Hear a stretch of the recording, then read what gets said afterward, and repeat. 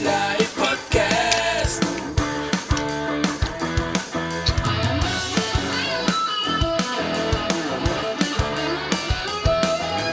Oilerslive podcast.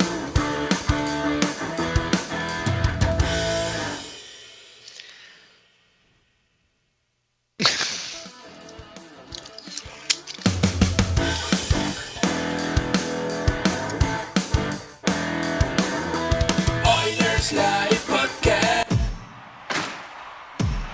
Now, get ready to talk hockey. Streaming from the Oilers Live studio. Subscribe or follow today. Hey everybody, it's Michael here from the Oilers Live podcast. Coming to you live again. This is the second time we've done the draft. It's not going to be your regular podcast. We're just going to have a little bit of fun tonight. We're going to stop for every pick. And I've got a couple of guests and some more that'll call in throughout. And so we are going to have some fun. That's all I'm going to say at this point. We've got Alex, who goes by at Al Clem B, and that's B-E-E. And he's joining us. Thank you, Alex. Welcome. Hey, thanks for having me on, Michael. Perfect. And also, everybody knows regular guest and probably one of my personal favorite prospect guys, SPR. Sometimes goes by the Oil Knight, and other times goes by what's the new Twitter handle now? It's at Irish Eyes 41. All right. So Irish Eyes at 41. And so welcome, guys. How are you doing?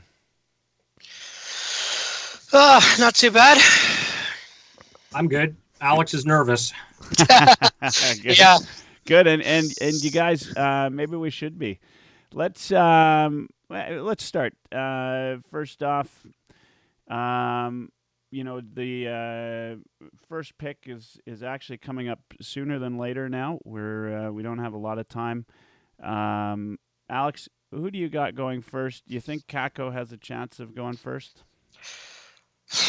Honestly, it's really hard to tell. I think, if I remember correctly, Kakko turned it up as his season was coming to a close. So, but every year this always happens where like one guy, like even I remember with the Matthews Laine draft, everyone was saying, "Oh, Laine might go first," or even last year. Well, I think last year was Nolan Patrick who was supposed to go first, but then Nico Hischier got taken. So every year there's always one of these players that is projected to go first rather than the guy who should be going first, with the exception of the Crosby draft or the McDavid draft, where that it's those guys who are going first. So but I think Jack Hughes is going to New Jersey, to be honest. Yeah, that would be my guess. Sean, any chance Kakko goes and beats Hughes in the first overall? Yeah, I don't think so at this point. I think they've kind of tipped their hand. It's going to be Hughes. I don't know. I would see a lot of it kind of depends on. You would think it would depend on what they're going to do with Taylor Hall, right? They've already got kind of the franchise first overall pick, Nico Hischier. Do you want to build around him by giving him a winger in Kakko, or Jack Hughes and Taylor Hall are good buddies? Do you want to draft Jack Hughes and hope he can convince Taylor Hall to stay, perhaps too, right? I guess there's two trains of thought there, but for me, I think it's a no-brainer at this point. They're going to stick with Hughes. He was kind of the consensus number one all year, and even though Kakko had a great tournament there last tournament, I still think Hughes is the best guy, the number one guy. They're going to stick with Hughes. He was I'd be surprised if they didn't go him. Yeah, I think you're right. I think the next step then for New Jersey, right, is to hire Chiarelli and trade both of them away, isn't it? Yeah. I heard he's available. I did hear he's available. Vancouver wants him. Yeah, Vancouver. I tweeted out after I heard that in other news, they're adding in Pettersson as a sweetener to the Lucic Eriksson rumors. So, yeah. Anyway, long past there for sure. Let's you guys. I mean, we're here. We're Oilers fans. Most of the people tuning in are Oilers fans. There's been a lot of talk about who the Oilers might pick this year. I think it's Stauffer was the first to come out with the Broberg as a potential. Let's start, Sean. Your thoughts on the Oilers sitting at 8th, and anybody that specifically you'd like to see the Oilers pick, and who you might who you kind of have a gut feeling that Holland in his first time as GM might take. Well, I really hope Holland is just trying to manipulate the draft and the GMs here and just convince people that he's determined to take Broberg. That way someone trades up above him and one of his guys falls, or somebody trades for the 8th overall pick altogether, because I really don't think Broberg is a fit. I don't think he's the best player available. And, I mean, frankly, we need forwards, right? He kind of identified two things. He wanted speed and skill when he took over. And there's a few guys that kind of check those boxes. And Broberg, for me, is just not one of those guys. So, I mean, I personally, the last previous drafts, I've kind of been dead set on one or two guys. But this year, there's so much. Oh,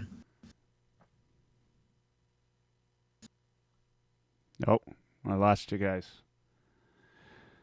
Well, this is no good. All right, so we're off to a good start. We've got nobody on the line right now. Hold on one second, folks. I guess the only guys I'd kind of stay away from would be Doc and Zegras. That's just my own personal preference, but I could see any of those guys really fitting what Holland's looking for and be an upgrade on the wing. So we, I'm sure you said probably some of your most intelligent stuff there, but we caught the tail end of what you had to say there. Sorry about really? that, Sean. Yeah, for some reason I lost everybody, but I was able to join the call back. We do have at YEG Oilers fan on the Periscope feed says better not take Broberg. And I think that's it. That would probably be, in my mind, at least, the most controversial of picks for the Oilers if they take Broberg. So sorry again, I guess, and I apologize to you, Sean. We lost you. What? Who would be the guy that you would take? And you don't have to repeat everything, obviously, because it'd probably come out different this time. It's all good. I mean, for me, it doesn't really matter. There's a few guys. I'm not bent set on one guy. If you take Cole Caulfield, obviously he's the goal scorer. We need goals on the wing. He's a great shooter, and he just knows how to get open. He's got real quick feet, even though he doesn't have great speed. Dylan Cousins has great speed and a big shot. I think he'd be a great fit. I'd put him on the wing, not on center. I'd love if the Oilers picked him. And I'd be okay with even Matthew Boldy as well. I think he brings a great work ethic, and he's a winger, and he's a really intelligent guy too. He's got a high hockey IQ. I think all three of those guys would be great fits. Yeah, just no Broberg. Yeah, just no Broberg. This whole Broberg thing, I have not heard one person yet, other than Stauffer, who's who's big on it. Alex, your thoughts? If you're the Oilers, from what you know, who would you take at 8? Who do you think they're taking at 8? Anyone but Broberg. I don't want to repeat everything anyone said. For me personally, as long as it's a forward who can play on the wings, and that's really our biggest need. And I know that we're talking about, in the off season, maybe we can get like a third liner or even like another center or something like that. We need a young forward who can play on the wing, and we need that because right now we are in Seattle's coming territory, and we need to be very, very careful about what we do, because obviously we don't want a defense because we got a ton of defensemen coming up, but we need that guy on the wings who can put the puck in the net. And that's really been the biggest flaw over the past couple of years, is that, we're trading away all our wingers. Hall, Eberle are gone, and we don't have anyone on the wings who can put the puck in the net. And the guys that we signed to put the puck in the net on the wings, they can't do it either. So we need a guy on the wings who can put a puck in the net. I'm my guy is Dylan Cousins. That's my guy. That's the one name I've heard the majority of Oilers Twitter wanting. So I'm going to go with them. That's my guy. Dylan Cousins is my draft pick that I want them to take. That being said, he might get taken early. If that happens, okay, whatever. But we need a winger. That is my wish list for this draft. A winger. Yeah. Okay. Well, I'm not. I would suggest we need a winger too. Now I don't know. Maybe Sean, you said it, but what about Cole Caulfield? What do you guys think of him? He's a small guy. He's intelligent. He gets to the places where he needs to score. I've watched some clips of him. One of the things that I like about him is he's obviously playing with elite talent right now. Something has to be said about the ability to get into the right spot. Sean, I'll get your thoughts on that first. Yeah, well, with Cole Caulfield, what I really like is he's not the fastest guy in the world, but he has really quick feet, and he works really hard. He's like a little, I don't know, jitterbug, and he does a great job of getting his shot off. He changes kind of the release points and different angles and that, and he's got a phenomenal one-timer. He's got that terrific wrist shot. He kind of checks a lot of boxes for what Edmonton's looking for. Again, we want speed. He doesn't bring that necessarily, but he does bring a short burst and a quickness. But I mean, you plug him in on the power play, he's going to get you a ton of goals. And I think I understand the hesitation. He is small and he's not real quick. And I know a lot of people do kind of compare him to DeBrincat. But I think he shows a lot of heart. He shows a lot of determination, and you just can't teach what he has. He has an elite NHL shot. And if you've got playmakers like McDavid and Draisaitl on your team already, I think he's a perfect complement to that. So I would certainly not be upset at all if they took Caulfield. Yeah. Okay. I think Caulfield was might be my guess. But my suspicion then is if you take Caulfield, then that means Yamamoto's not in the future of the organization. But I think Caulfield brings more to the table than Yamamoto. Although I still think Yamo has a chance to prove himself. He had a bit of a tough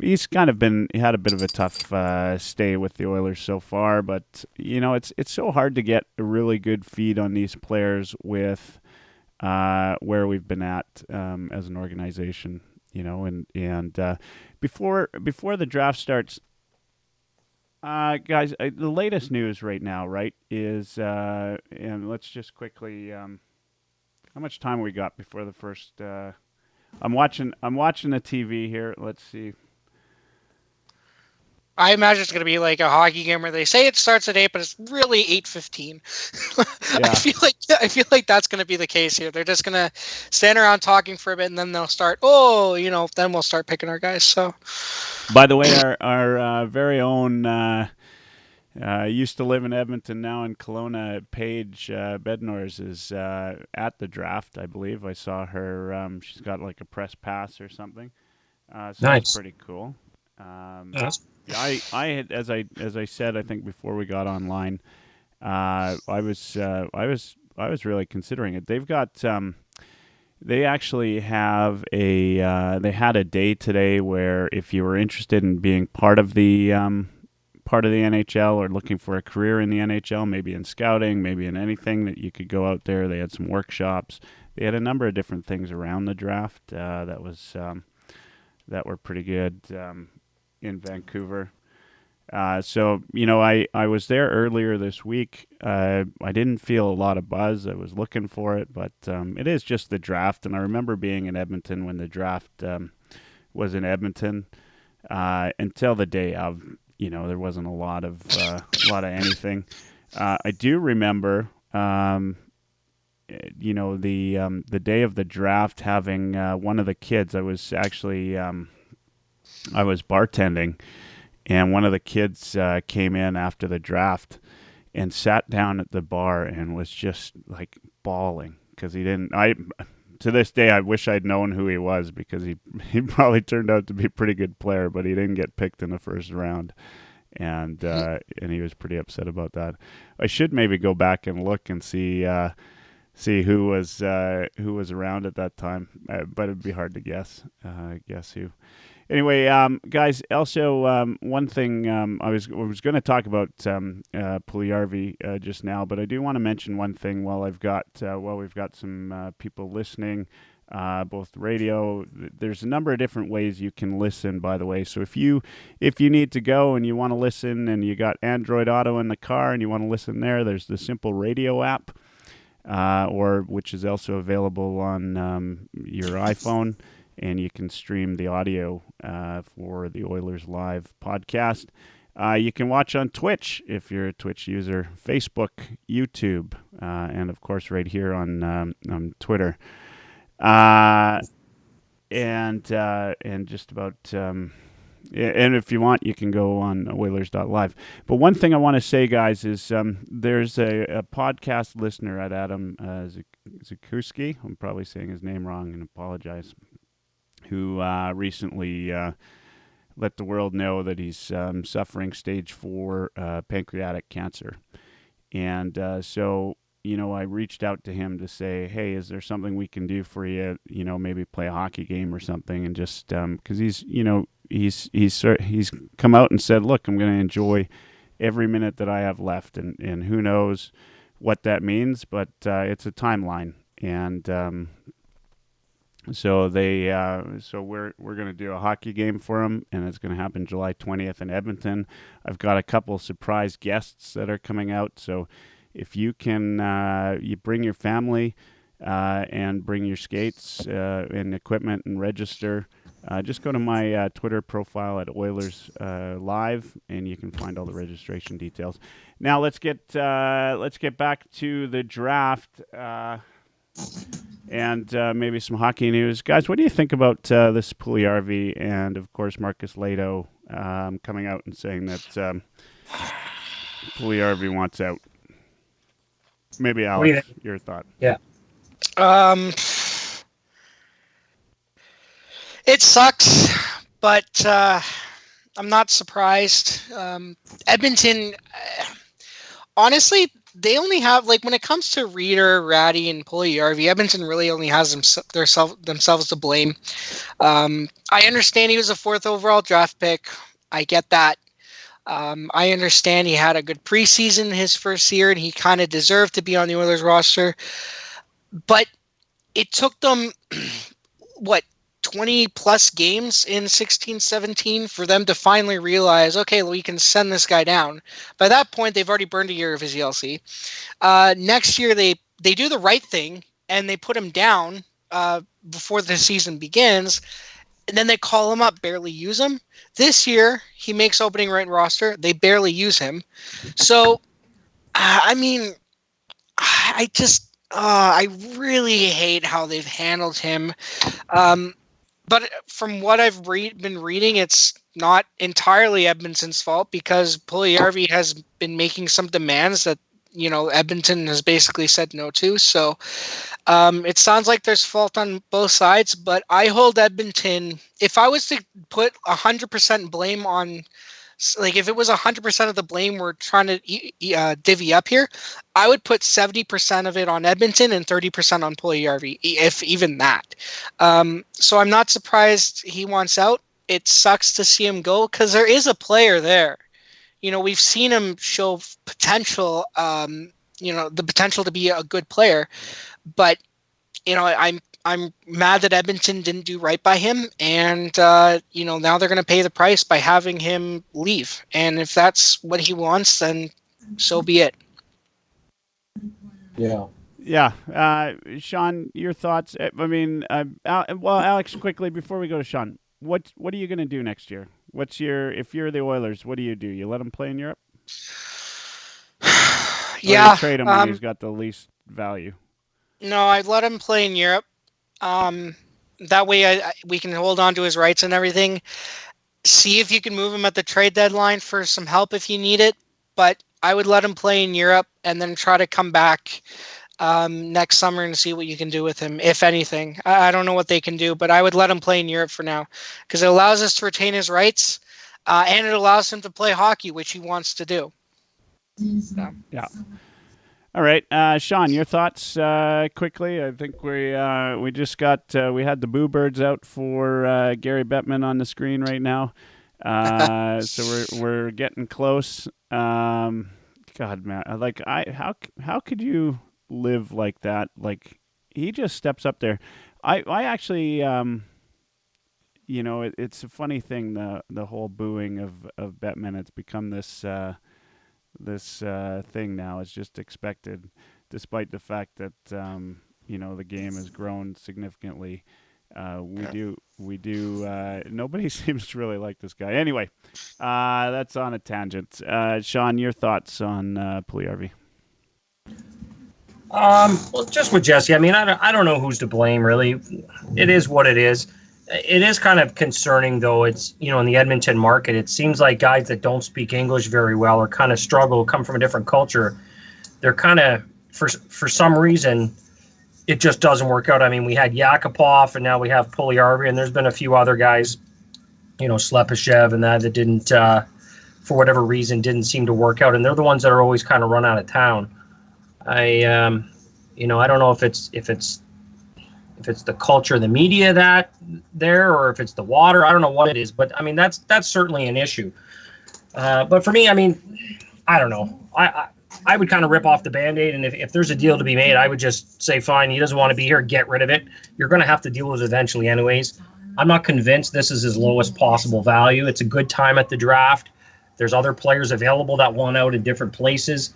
And he's only a couple years removed from being the 4th overall pick. So I think there still are a lot of GMs that still view him very highly and blame Edmonton for his failures so far and would be willing to take a chance, right? If guys are taking chances on Dylan Strome and a lot of these other guys, why not take a chance on Puljujärvi as well? So I kind of have mixed feelings, but I just almost just want the headache to go away. I think it's best for him to move on, especially the Oilers to move on. You can play hardball all you want. But in the end, we both know he's not going to end up playing in Edmonton. So just get it over with. Find a good deal and get it done. But if they can't find a good deal, I understand why they don't do it. Yeah, no, and that's great. I'm more of the opinion that they let him play in Europe. I don't. It's too bad. There is you bring up the language barrier. It's too bad because I would love to hear from Puljujärvi. From what I've heard, every time people see him, he seems, and he seems pretty happy. He seems pretty happy with the folks in Edmonton. All you ever hear is that he loves the city, and so it's curious. I'm curious what there's always a couple different sides to every story, and of course, agents have a goal in mind too, and that's to make the best possible dollar off of their client. Whether they want to suggest that their only reward is seeing their clients happy. At the end of the day, they want to make a paycheck too. So not too surprised. Gary Bettman's still on the screen. He's the kind of guy who could chat for hours. Just hold on. Let's cut away to Gary. Oh, he's off now. The Devils are up. All right, here we go. They're not walking up yet, but they are up. They've got 2 minutes and 46 seconds. You guys are ahead of me. Okay, that's good. All right. Well, you'll be able to hear it. As I said, I'm gonna get the audio on here so we can listen together. Nice. And I think the funniest thing about this is the fact that Taylor Hall has been around for how many number 1 draft picks, right? Yeah. He's a curse. Yeah. Yeah. Although I'll take that curse for Connor. Yeah. When we were setting up for the show, we had. We were talking about the possibility of the Oilers grabbing Connor McMichael on the team, which I think would be absolutely great. Yeah. Yeah. And I'd see him up close too, so he'd get lots of reports, just like Bouchard the last couple of years. Right? Oh yeah, that's right. Yeah. Yeah. What is your thought on him? You think he's going to go late in the first round, or you think he might bump up? Or I think he's late first. He may slip to the second round. There's so many guys around that area. They're all pretty much in the same cluster. I mean, he's got plenty of upside. I think he kind of struggles with confidence a little bit more than anything. A little bit of inconsistency, but he started this season on fire. He looked like the best OHLer by far, and then he really kind of tapered off in the end. So it was almost a tale of two seasons for him, but he's got a lot of speed. He's got a lot of brains. He's definitely an intriguing player for sure. yeah. What do you guys think? While we're waiting here, and they've got about a minute left. Nobody's even on the phone, so they're just going to milk it for the last. This is the point at which, if they're not on the phone and nothing's happening, my guess is that it's Hughes. Yeah. It doesn't look. Although, I don't think. I think this is a lot closer than the Eichel McDavid controversy and maybe the Taylor Hall Seguin, although that was pretty darn close. Yeah. Okay, here they go. I'm going to put the volume on, guys. All right. And although I don't want the Sportsnet commentary coming on the live feed. We don't need that over our expert analysis here. Yeah. Yeah.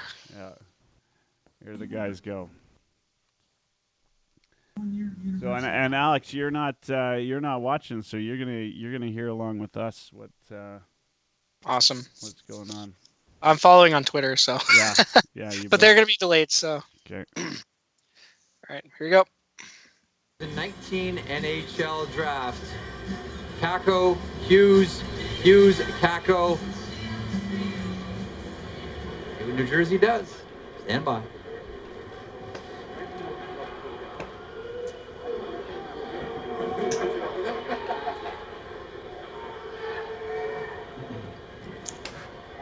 On behalf of the New Jersey Devils and our managing partners, David Blitzer and Josh Harris, thank you to the City of Vancouver. From the World Championships, World Junior Championships, to the week of the draft. It's been fantastic, gracious. Everybody's had a great time. Thank you so much. Also, the Aquilini family, thank you for your hospitality. The St. Louis Blues, it was worth the wait. Doug Armstrong, Craig Berube, and to welcome the first selection in the 2019 draft to the Devils will be a Hockey Hall of Famer, 3-time Stanley Cup champion, and whose jersey is retired by the Devils in 2016. And we also want to say, hope everybody down at Championship Plaza in Newark, New Jersey is having a great time. To make our first selection, Martin Brodeur. Oh, Marty. With the first pick overall, the New Jersey Devils are proud to select from the U.S. program, Jack Hughes.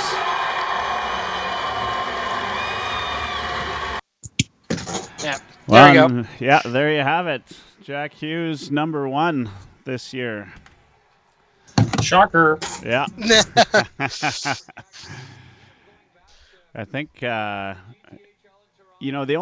only reason you might go after Kako is he's played with the adults, right? And he's looked good.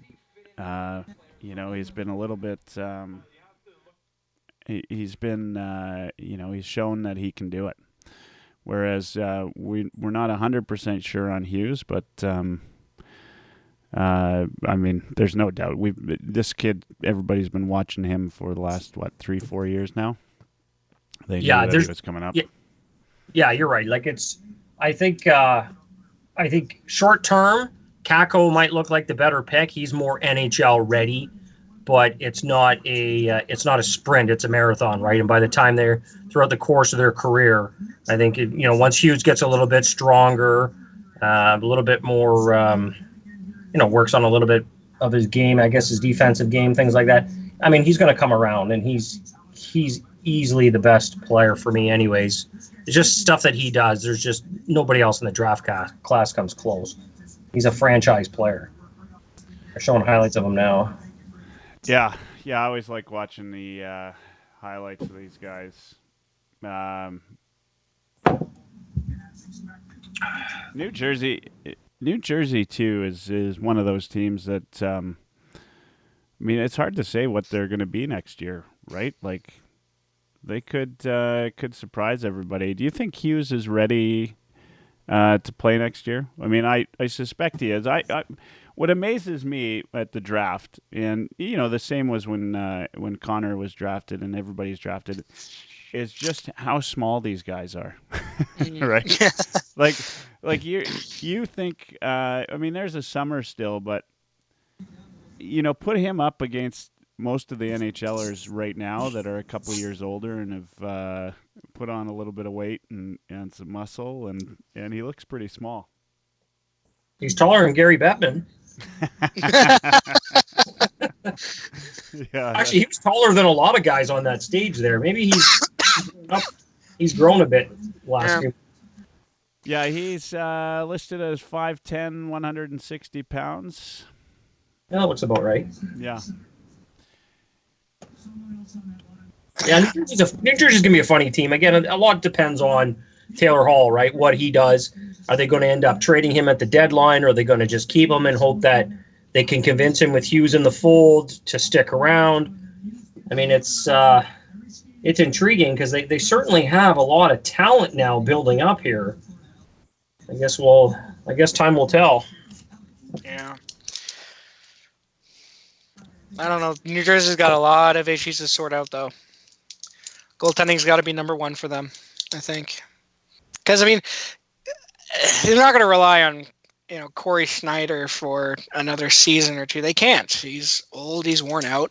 Kincaid's gone, so he can't pull a Marty Brodeur performance out of his ass. So, yeah, they got some things to figure out there over in New Jersey. But I guess the first and foremost is what they're going to do with Halsey there. Yeah. The Taylor Hall, like, as far as players go, I kind of feel bad for the guy. Like he's kind of had like the worst possible luck, right? And yeah. And I was sad to see him go. I don't, I'm sure that's some people probably really loved Hall, and some people probably hated having him on the team. He grew up a lot after that first year when. The first couple of years when he was always, he played a little bit more reckless than he does now, although he's still kind of got a little bit of that. But, I like his drive, and I think, there's a lot of things I like about him. I would have loved to be around to understand, and nobody really fully, fairly understands Chiarelli's thinking, what was going on. But I would have loved to understand why they thought at the time it was the right move to take Hall out, like what their reasons were when you put it on the when they put it on the whiteboard and they were thinking about moving him. I know some of it had to have been fear over cap space, but at $6 million he turned out to be quite a deal. Mm-hmm. Yeah, well, when Chiarelli got there, he knew they needed defense. They had to sacrifice somebody, and if they could have got a guy like Larson for Eberle or Hopkins, I think they would have done it. But Hall was the one that kind of fetched the highest return. It was the best return at the time. He could have sat on his hands like McTavish and promised big moves, but not deliver.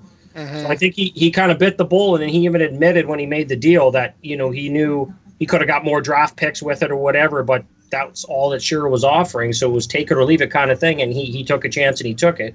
It ended up backfiring on him, but I mean, I understand the concept or I guess, philosophy behind it. We got the Rangers up. Let's switch over. With the second pick in the 2019 draft from TPS Turku, Kaapo Kakko. Anyone surprised? Nope. All right, let's take in some highlights here. Yeah, we've got the guys on Sportsnet saying, yeah, this guy plays in the NHL next year. There is no doubt in my mind as well. Yeah. No. Watching the highlights here, let's. Usually the first two picks in the draft are NHL ready. I can't recall the last time I heard of a first or a second overall pick not playing in the NHL the year after they were drafted, or rather the following fall. There was a guy picked. I don't even know, Sean, if you would remember him. Maybe I think you're a couple years younger than me. Dave Shazowski, number 2 overall, ended up playing 7 games, and that was it. His mother was actually I was in elementary school when he was picked. His mother was the receptionist at our school, and I just remember, number 2 overall, Edmonton boy, maybe played 7 games. I think he was picked by the Islanders at the time. Yeah. Jeez. I think he had a son or nephew or something. I think it was draft eligible last year. I think it was Ryan Chizowski, I think. Oh, really? Yeah, I remember watching him thinking this guy has a chance, but I wonder what happened to him. Let me see. Oh, I could be wrong. How the hell do you spell Chizowski? Chyz, I believe, would be the right. Right. Yeah. Ryan Chizowski. Yeah, he plays for Medicine Hat. He had 52 points last year. 72 games, he had 21 goals, 52 points. He had 4 goals in the playoffs. I thought he kind of stood out for me a little bit when I was watching the Tigers. He's 6'1", 182, but I guess he doesn't have a lot of speed. But he's 19 years old now. Maybe he gets a free agent contract in a year or so. I think he's his son, or there's some type of relation there.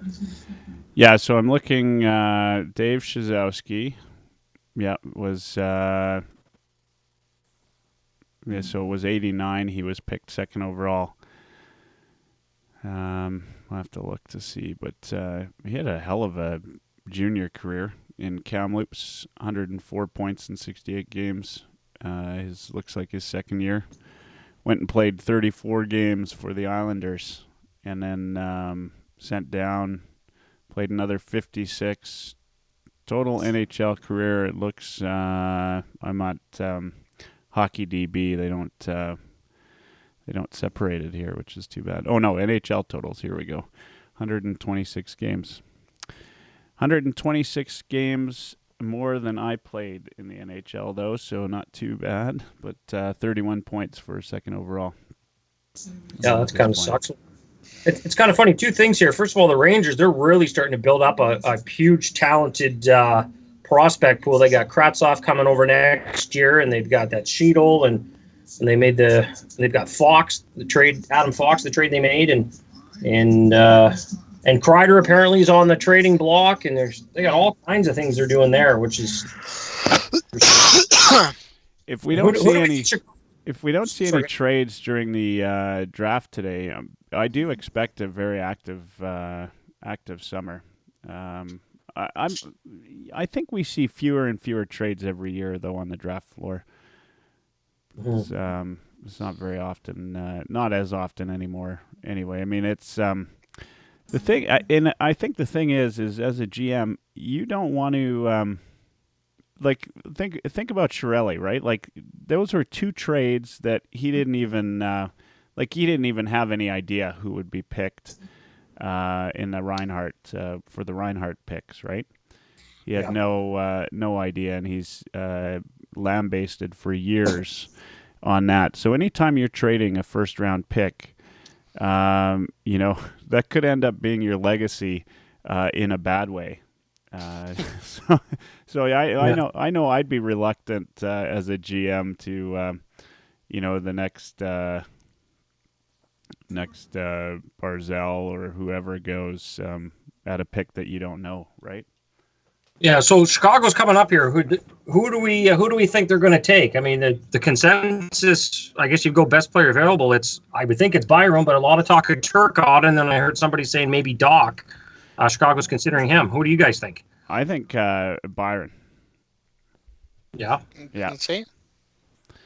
Okay. Well, Well, according to Elliot Freeman, a guy named Sam That's the way Costantino was predicting Kirby Doc.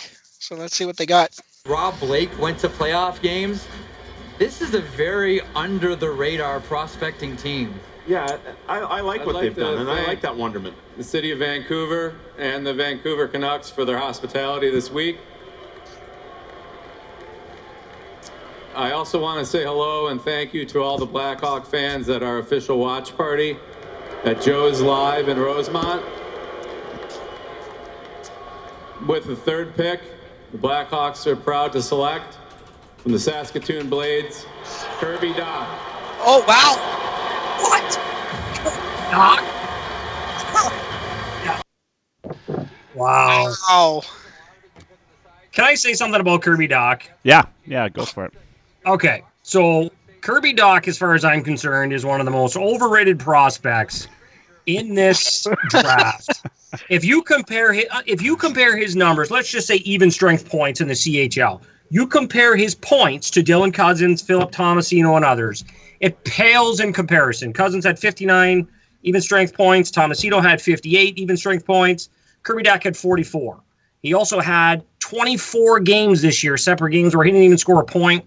There were lots of inconsistency issues. Tomasino and Cousins have blazing speed. They can play center of the wing. Cousins a 49.2% faceoff guy. Doc is 41. Tomasino was over 50. And if you compare Doc's numbers to guys like Jake Virtanen and Michael Rasmussen and some other guys in the past, Brett Connolly, he's kind of in that little cluster. He's nowhere near a Reinhart or a Draisaitl or even Cody Glass or Nolan Patrick. All these guys that played in the Western Hockey League, Doc's numbers are nowhere close to that. And he's got red flags in his game. I don't understand. People are just so determined on this kid because he's big. He has size. And I thought we were way past that, but apparently we're not.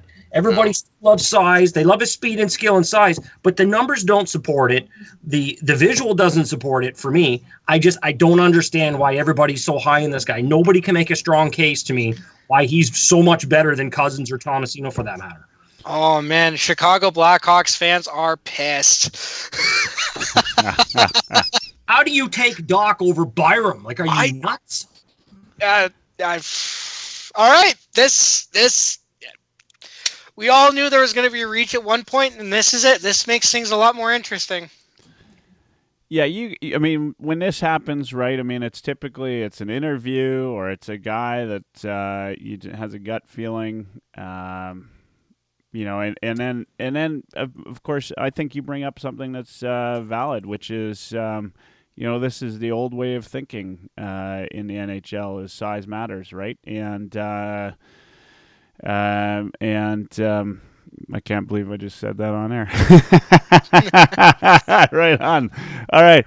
And anyway, of all teams, the guys have got Patrick Kane went for the big guy on with their pick. It's a little bit of a I'm with you. Although I'm not maybe not as down on Dak as you are, but I think that's a throwaway pick at number 3. That's a bad move in my mind. There's a number of other players I would have maybe picked Cousins if you're looking for a big guy before I picked Dak. Yeah, I really like Cousins. Guys, before we get into number 4, what do you think this Achilles injury for Peyton Krebs does for him? You think he moves a lot in the draft today? I think he drops a little bit. I don't think he goes too far, but I think he was kind of, people are talking about maybe 7, 8, 9, 10 guy. I think he's probably going to be closer to between 11 and 15 now. Yeah, that's just my opinion. I don't know. Yeah, because there were times where he was in that 7, 8, 9 space, and I can't see anybody taking him in the top 10 right now, like in the mock drafts. But again, you might have a team in that 7-8-9 could have been the Oilers. While I don't think that's the right pick for us, but that just that it's maybe not as bad an injury as it doesn't sound like it was a major Achilles injury. It was it's something where he should be back and skating by the draft or by camp, right?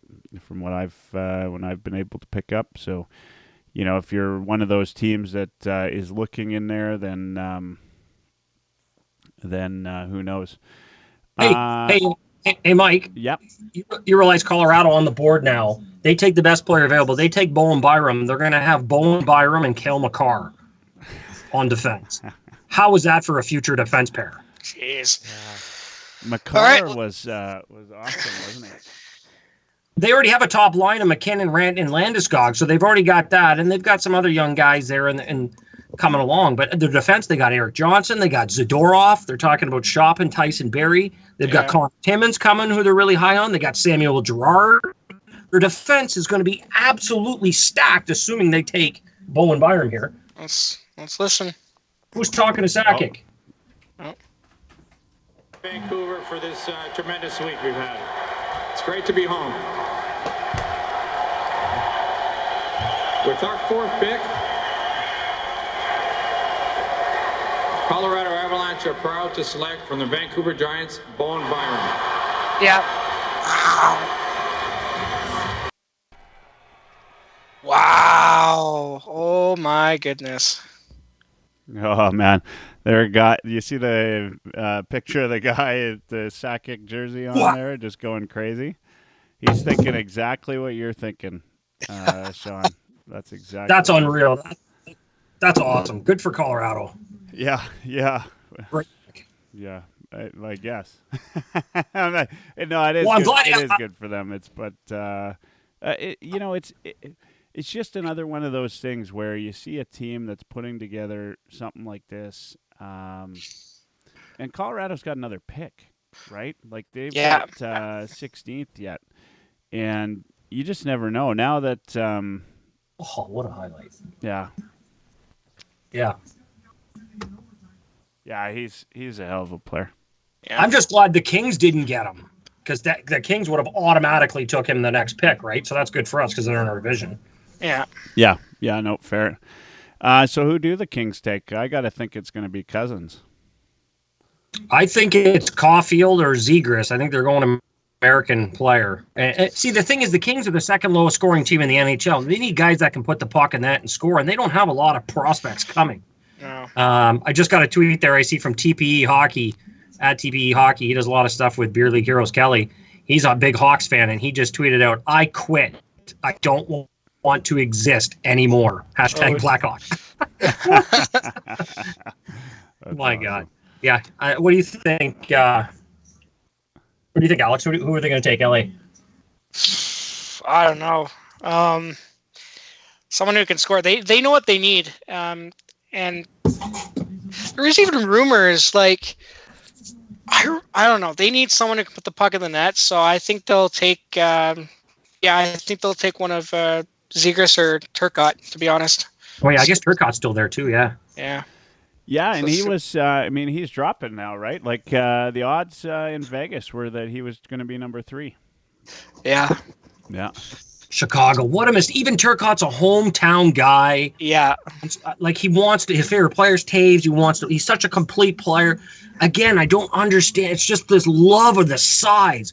And everybody says they compare Doc to Getzlaf. Well, you realize he's not actually Ryan Getzlaf. If there's some similarities, sure. But that doesn't mean you're going to get the same production. And if you just compare to all the previous 10 drafts and all the previous WHLers in the past 10 years, Doc's numbers don't come up to any of those. Yeah. And he's got red flags, and it's just what a stupid pick. Yeah, well, Blackhawks fans feel the same way. Not to mention, right, like we're talking about Bowen Byron going to Colorado.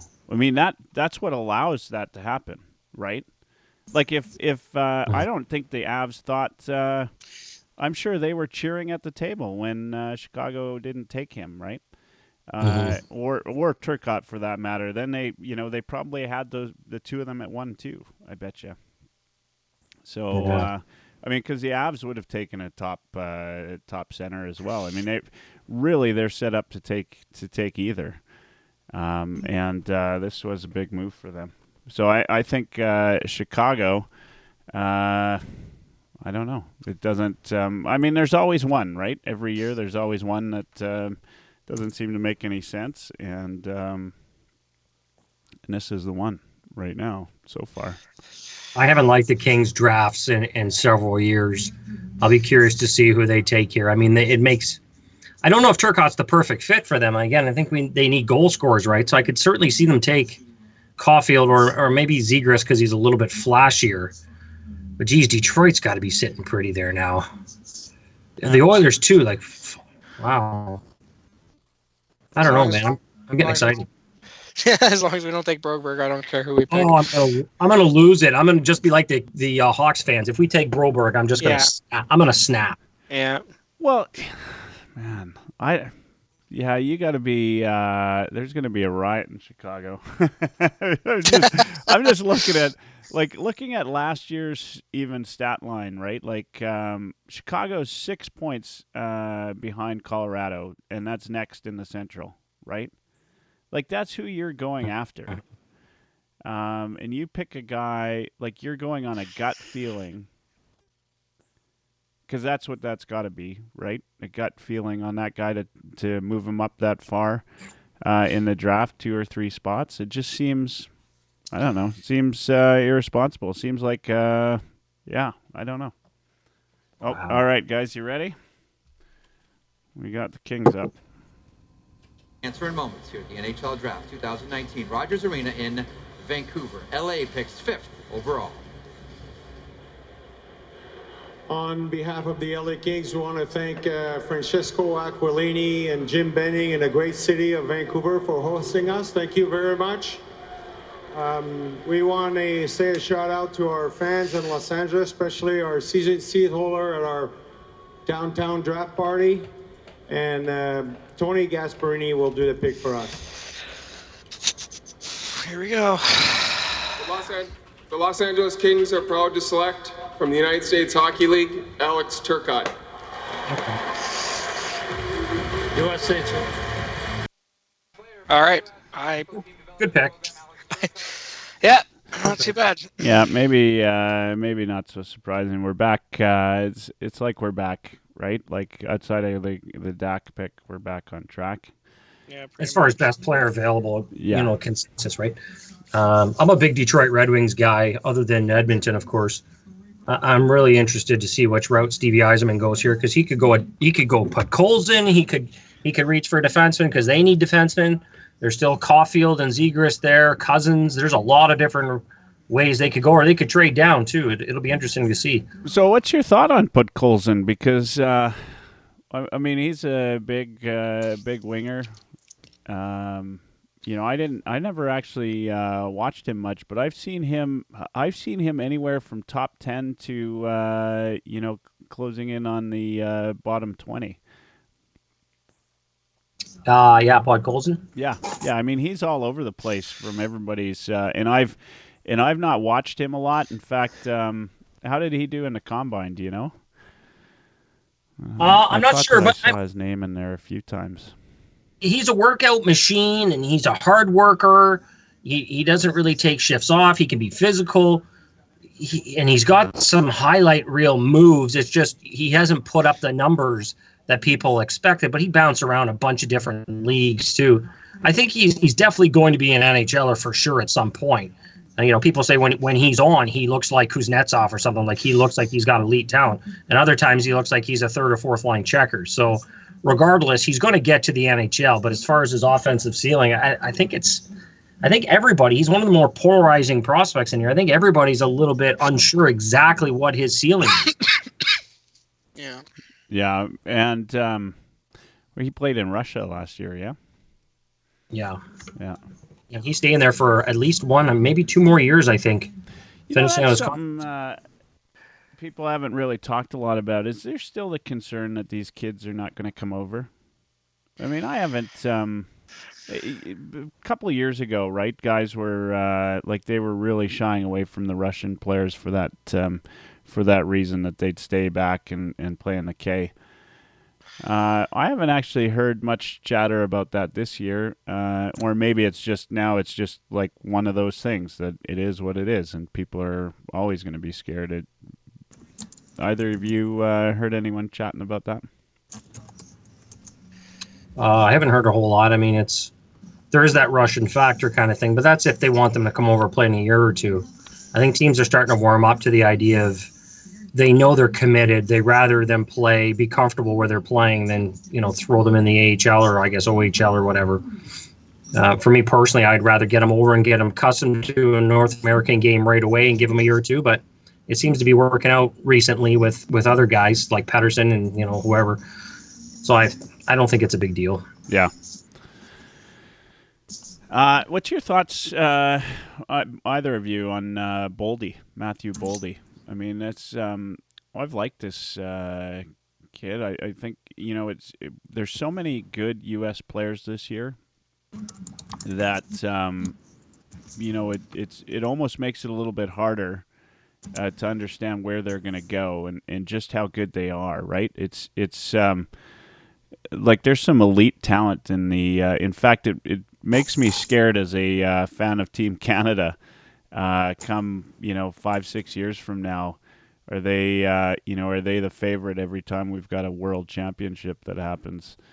They've got whatever you think of Matthews, now Jack Hughes, Quinn Hughes, Caulfield, all these guys, right? There's a lot of good American players, more so than I've ever seen. But I think this will be the draft, the most Americans in the top first round that we've ever seen. So thoughts on Boldy? Have you seen him much, Alex? No. Okay.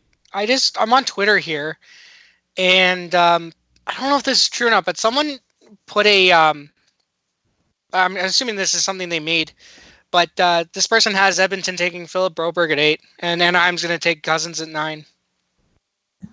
Yeah, that better not happen. Yeah, I hope so. They have Detroit taking Podkolzin at 6, Cole Caulfield going to Buffalo, and then Broberg, Cousins, and Zegras going to Edmonton, Anaheim, Vancouver. So I hope that doesn't happen.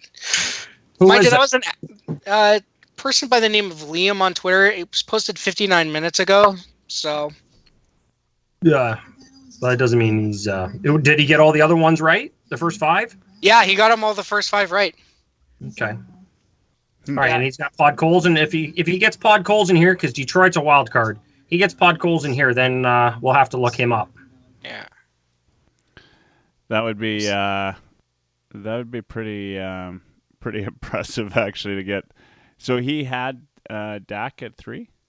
Yeah, he had Jack Hughes number 1, Kako number 2, Dak number 3, Byron number 4, Turcotte number 5. It looks like it was typed on an iPhone though, so I mean, I don't know how much stock to put in this, but he got the first 5 right. So. Well, Sam Constantino was a Constantino or Mark Seidel, I can't remember. One of them put out that Chicago really liked Doc, and I think it's Mark Seidel, and he's at the draft. You want to announce it? Oh, or it's Cider. Yeah, they took Cider. What the frig? Oh, okay, so he's totally wrong. Missed that, eh? This guy's wrong. Okay, fantastic. Okay, phew. Cider. Wow. All right. Well, that's I love the Detroit fans are like, who's Cider? All right, so this is okay. Good for. Well, I knew they liked defensemen. See, if they wanted defenseman that bad and they didn't take Broberg, that's got to tell you something right there. They don't think Broberg's the second best defenseman. Well, Edmonton was assuming that Broberg was going to be the second best defenseman. So, I mean, that should be pretty telling. But now maybe somebody that wants Broberg, all of a sudden they're going to move up. Well, now they really think Edmonton's going to take him. Yeah. But that drops everybody even more now. That's great. Yeah. That's a huge. Because there's only 2 picks before we get it now.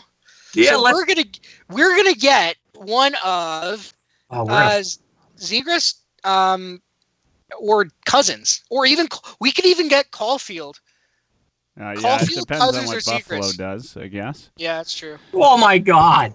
Here we go again, man. I swear to God, I'm going to lose my mind. I'm going to lose my mind if we take Broberg over these guys. I'm going to lose it. I love Kenny Holland, but I'll build a statue if he makes the right pick, but if he doesn't, I'm going to lose my mind if he takes Broberg. I might just end the podcast and drink just drink myself into a coma. Oh, if they take Broberg, my parents are gonna hear it upstairs. They're gonna hear an earful. It's gonna be nuts. But yeah, no, one of Zegras, Cousins, or Caulfield is available for us to take. So I mean, if they were thinking of taking Broberg, they gotta reconsider that option right now.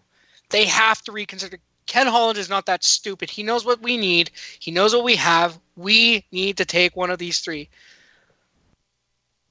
So I haven't been watching. They've been showing much of the tables, the draft tables. Like, one of the things you're watching for, of course, is guys sitting on the table, sitting on the phone, or walking over to other tables. Have we seen anything? It looks pretty quiet, actually. Every time they do. I haven't been watching too close, though. Well, Jim Matheson just tweeted that if Buffalo doesn't take Zegras, he thinks the Oilers are going to take him at 8. I don't want Zegras either, for God's sakes, but whatever. All right. We're going to find out 2 minutes. 2 minutes for Buffalo. I like this. Please take Zegras. Take Zegras, please. Zegras. Or Broberg. Yeah. They might take Broberg now. I mean, they need defense. Well, I guess if they're going to trade Ristolainen, we'll see about that. Go ahead, Mike. Yeah, no, that's fine. It's hilarious when you're hoping somebody takes somebody just so your team doesn't. Yeah. I honestly can't see Broberg going at 8th, like for Edmonton, and I can't see him going at 7th either.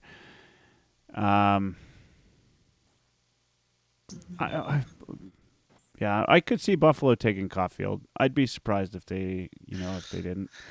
Well, they got a lot of small guys too. That was one of the things I heard from some of their fans and their media people. They kind of want some size, right? Like, Ryan O'Reilly was a real gritty guy, and they lost him. And I don't know. I wouldn't be surprised if, wouldn't be surprised if they took Cousins or Boldy here. Guys with a little bit more size. Let's see. Yeah. Stevie Y. Hey. Yeah. Yeah.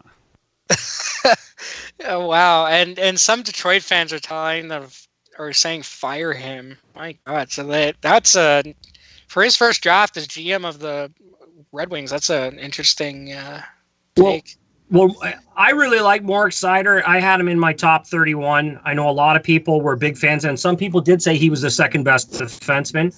I think they're questioning why you take him at number 6. You should have traded down and take him, but he's still a really good prospect. So, I mean, they got their guy. Maybe there wasn't a deal there to trade down, so they ended up taking the guy they wanted anyways. So, yeah, I mean, he's got balls doing that for sure. In the on the combines, he finished top 5 in the VO2 max in both tests. Mm-hmm. For a defenseman, I mean, that's a pretty big deal, right? Like, kind of tells you. I mean, the kid could play some big minutes if he could probably play the whole thing. And he's the only guy, it looks like, if I'm looking at this, that finished top 5. Sabres took Cousins. Did they? Oh, geez. Yeah. I keep missing this. You guys got to warn me. All right. Yeah. So. Damn. Yeah, that sucks. But we get one of Zegras or Caulfield or Boldy now. So. All right. You guys, I got to pay more attention here. We need to pay a little bit more attention. I'm going to be watching here. Hold on. I'm changing the screen. I'm going to the desk. I'm at the desk now. If you're watching on the live feed, I'm sitting at the desk. This is serious. Serious mode. We take Broberg and I'm in trouble. I got a bet with that Joseph K90 that I got to wear all kinds of Leaf stuff and do all these stupid things, change my photos and all that if the Oilers take Broberg. But if the Oilers pass on Broberg, he's got to change his Twitter name to Oil Knight is my daddy. And I redid his profile picture and put a circle around it with a line through it and said wrong again. He's got to change that. So let's hope that happens. No Broberg. Don't take. According to Matheson, it's down to Broberg or Zegras for Edmonton. So. Oh my God, no! Those are the two guys I don't want. Yeah, I don't know if I'd trust Matheson too much on that though. Yeah. Let's see. What's Friedman saying? Anything? No. Let's trade down. Trade down. You're gonna get a live reaction here. Yeah, and honestly, that's a possibility, right? You've got a couple guys that if the Oilers are big on Broberg, they could trade down at this point. I don't know why the Broberg thing is such a big deal, but that'll be interesting. Yeah. I mean, because this is again, similar to last year, right? Like, there's a couple guys available that you'd be happy with. They're gonna Oiler this so badly. Yeah. Take Tomasino. Go off the board and take my boy Tomasino. I'd be so happy. Do you guys have the live feed yet? Because I'm behind. No, I'm live. Yeah. Okay. All right. Yeah, I'm watching. Are they at the table yet, or are they at the podium yet? No, not yet. There's 2:28 to go. They're starting to show folks, though. What's the knock on Broberg? Somebody says. I'm just going to say he sucks.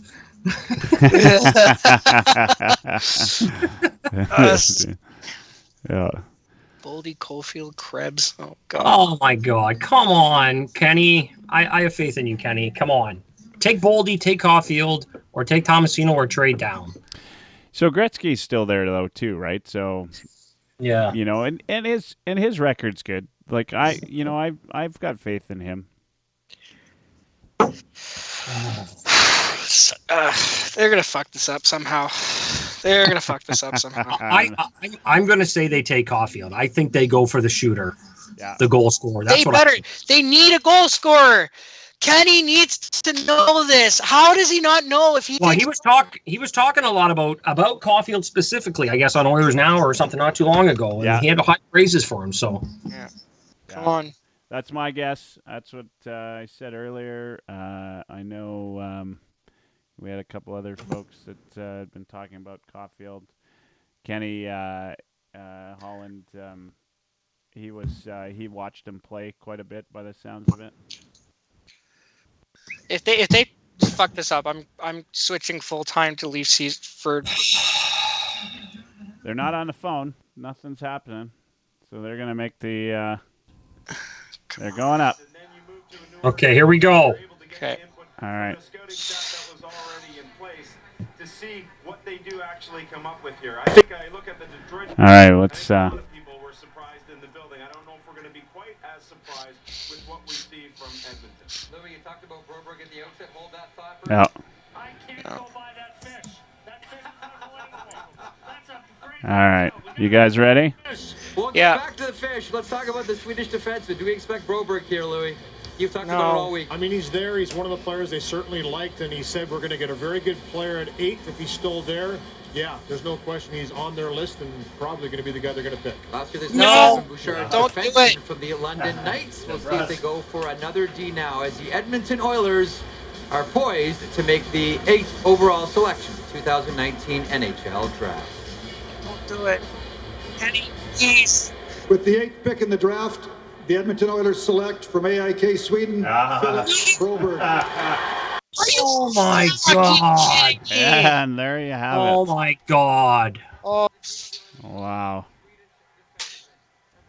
Yeah, we need forward scores to take another fucking defenseman. What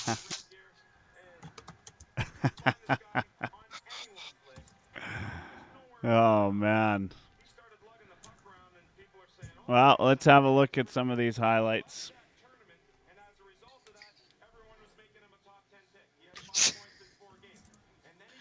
Reaction. Oh my god. What a joke. Why? Why would they do this? I just puked in my mouth a little. Jesus Christ. I lost the bet too. Oh, that's going to be fun. What are you thinking? Fucking no. Let's see what Oilers Twitter is saying.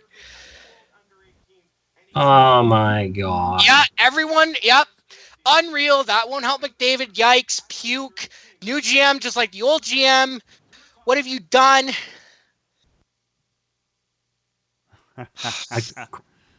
My buddy at TJ Soups _Soups. I could cry. Morons. Fucking morons. Stupid fuck. Why? Oh God. They had. Oh my. I'm gonna fucking destroy something right now. Well, there you have it. We're waiting. Yeah, I see one guy likes. One guy thinks it's a good pick. I won't put his Twitter handle out there. Oh God. I think what's most disappointing is the guys that were available. Yeah, exactly. If Zegras, Caulfield, Williams, if all these guys weren't available, I can understand them picking this guy. But they have them available. This is the problem I have with this organization. They take the most sensible answer, the most sensible decision, and they go, well, let's go do something else that makes no sense because it benefits what we think. Not what benefits the team, but what benefits us.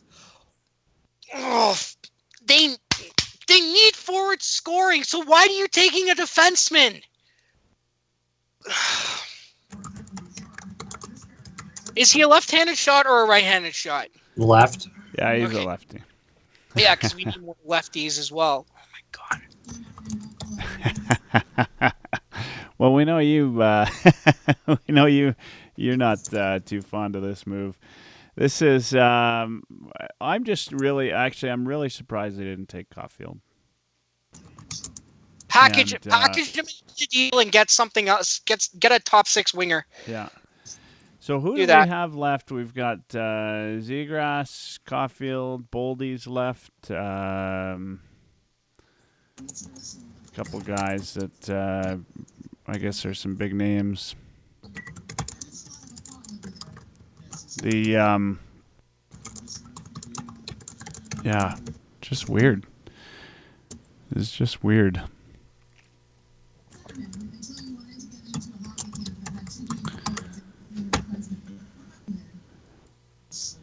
Oh God. Yeah. I mean, no knock on the kid. Hey, I hope he does great. But Jesus. Yeah. Some guy said, so one of the replies on the Oilers Twitter, new GM just like the old GM. This guy said, not even close. At least Shea took the best player available. Zegras and Caulfield available, and they go with another defenseman. Oh my God. Yeah. I don't get it. I'm not even gonna bother with this season. Fuck this team. Well, I'm not there. I'm always about. Robert's not gonna play anyways this year, so yeah. I mean, oh geez, that's a kick in the nuts. Yeah, and to your point about firing Bob Green, who was it that advised Shirley that trading for Griffin Reinhart was a good idea? Oh, right, Bob Green. Yeah. This show really went south in a hurry. yeah. It's kind of changed the the mood. Eh? Yeah, changed the mood for sure. What if Anaheim pick? Are they already? Or they haven't picked it? No, they're up right now. Let's switch over to. Bob Murray and crew go this time. Pick number 9, the Anaheim Ducks. Caulfield. With the 9th selection, Anaheim was proud to select from the USA Development Program Trevor Zegras. Trevor Zegras. Zegras. Interesting. All right. I'm actually now I'm surprised Caulfield's dropping as far as he's dropping. I really like that kid. Hmm. Huh. Interesting. And I was sure that he'd be the Oilers pick. Go figure. We're dumb. Bro, yes, bro. Close your eyes, bro. All of the smart management moves that Ken Holland has done, gone in that pick. Did you just see that pass by Zegras? Oh, yeah. He's got such a high-risk game, though. Like, he's doing these behind-the-back spin-rama passes. Is that going to work in the NHL? Sure, it works against the U.S. Hockey League. He's going to be a turnover machine, I think. That's just my opinion, but he's got to tone it down anyways. It's a very junior-style game. Look, I'm not hating the player, right? If he's as good as everyone says he's good, fine, whatever. But we needed a forward. I'm not mad we picked I'm not mad we picked him. I'm mad that we didn't pick a forward, and there was a ton of them available. Oh yeah, and there's the fucking kid again. Get the fuck out of here. Whatever. Brutal. Who's the little runt in the Oilers jersey? I see. What's his name's? I see Kate's son, but who is that? Holland's boy in the little Oilers jersey? I don't.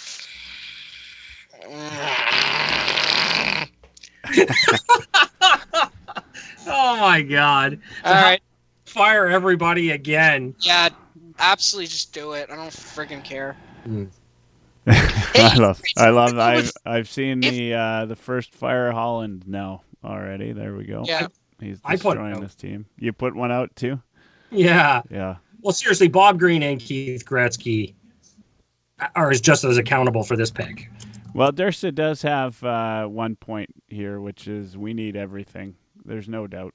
I mean, Yeah, but you don't need another defenseman. Wow. We got Bouchard, Samorukov, Lagesson, Person, Bear, Jones, Clefbaum, Nurse. We don't need any more. Well, and the thing is, though, and everybody's got different opinions on it. There's a lot of people that I trust. I respect their opinions and doing my own evaluations. I had Broberg way down in the 20s. Don't like his decision-making at all. His defensive game really needs work. I just think he's really overrated. I don't think he's the best player available. He's certainly not a top 10 pick, but for some reason, Edmonton just seemed to fall in love with him. And, it's certainly not a need, but I really question their amateur scouting if he came up as the best player available on their board with guys like Caulfield and Boldy and that still on Zegras, still on the board. I just think it's a mistake. If you really loved him that much, you probably could have traded down for him, or maybe you couldn't have. I don't know.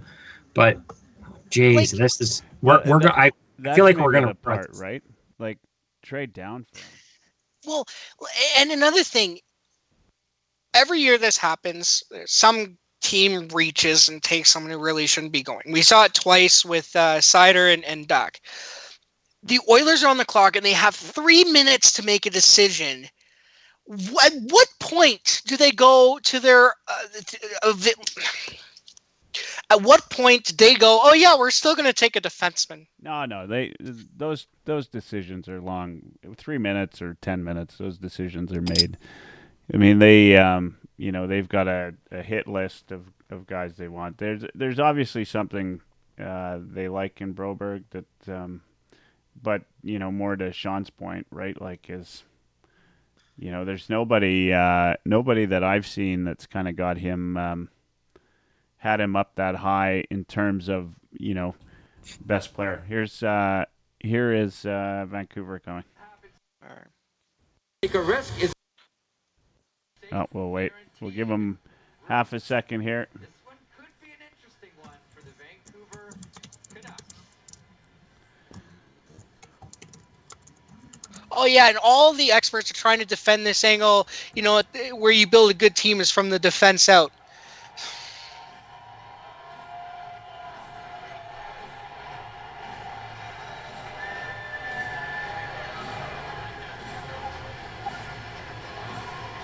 All right. Who do we got for Vancouver? Who are you guys thinking? Oh, here we go. I'm saying they Vancouver take Caulfield. is proud to host the NHL and its club members to the 2019 draft. I'd like to acknowledge our season ticket holders and our fans here in Rogers Arena and everywhere else. I'd like to thank you for your passion and your support. The 2019, the Vancouver Canucks draft from St. Petersburg of the KHL, Vasily Podstofak.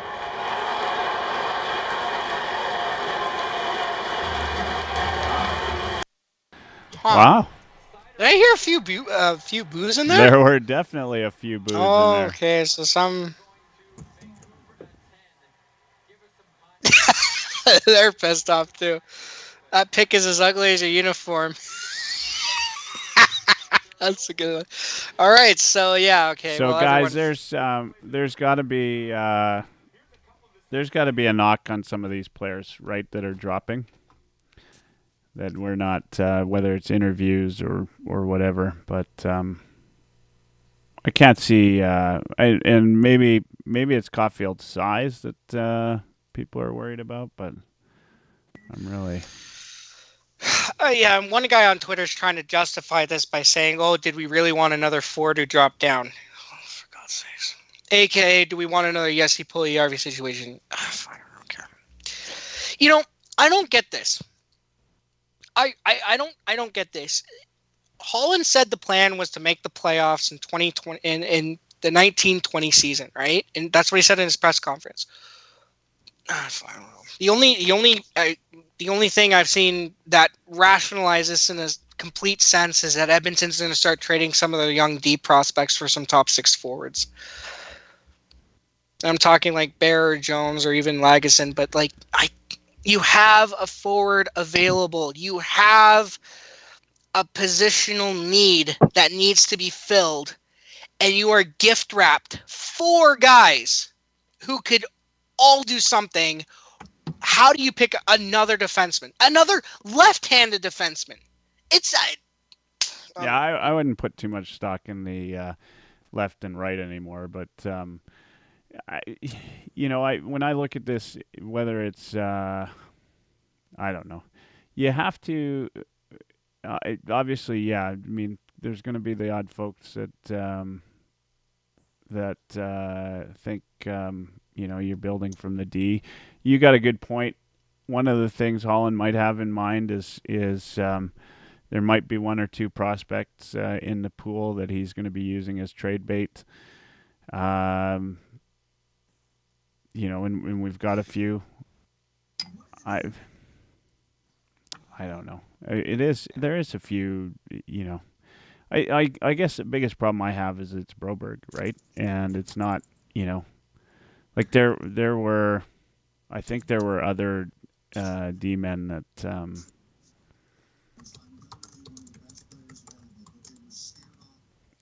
It is a little bit weird. I don't know. Stauffer's right again, though. Yeah, and I was ripping Stauffer too. Like here's the other thing I don't understand. Why would you telegraph your pick like 2 weeks, 3 weeks ahead of the draft? Why would you basically just open the book and say, okay, this is the guy we're taking? Like, Detroit took a defenseman. What if you really wanted Broberg that bad, you open the book, Detroit could have easily just jumped ahead and took him instead, right? I don't understand why they would tip their hand like that. If it was a smokescreen, I understood, because then you want certain guys to draft or you want somebody to trade up for that pick. You want certain guys to drop, I mean. But to just telegraph it like that, this is the guy we're taking at number 8 when there's so many different variables. Like it just reeks of, amateurism. Like, are you stupid? Why would you tell everybody who you're going to take? Like, I don't get it. Makes no sense to me. Stauffer was pumping it, and then all of a sudden he started to back off, and then I don't know. It's disappointing. Yeah, in most of the time, I'm always of the feeling that and Stauffer's right most of the time. But I think he's fed the information, and so you're right. I mean, like what benefit is that to anybody, right? To push that you're going to go after him. I still don't.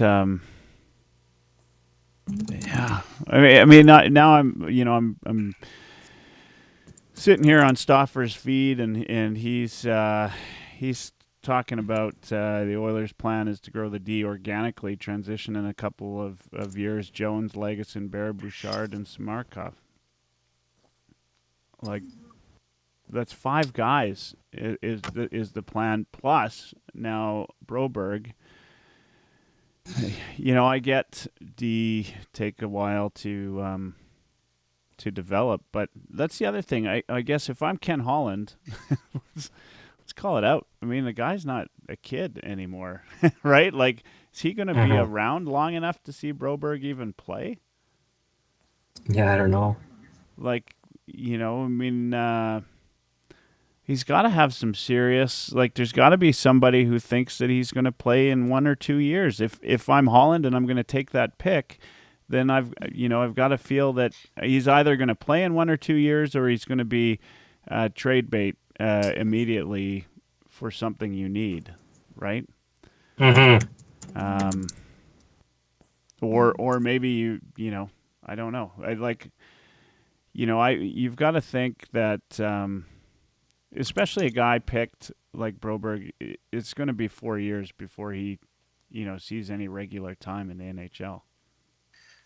4 years. And you got Bouchard coming up, right? You've got, we've got Jones and we've got Bear. Such a weird. Yeah, I mean, the only thing is there's got to be a different plan. A plan that we're not privy to, and either that or it is the same old for the Oilers. Well, Bob Green and Keith Gretzky are there, and then, again, if this is your best player available, it just doesn't make sense to me. I don't care if it's the best player available; it doesn't make sense. Yeah. But I'm still, like, I know you're I'm getting a sense, Alex, that you're a little bit upset about the pick. But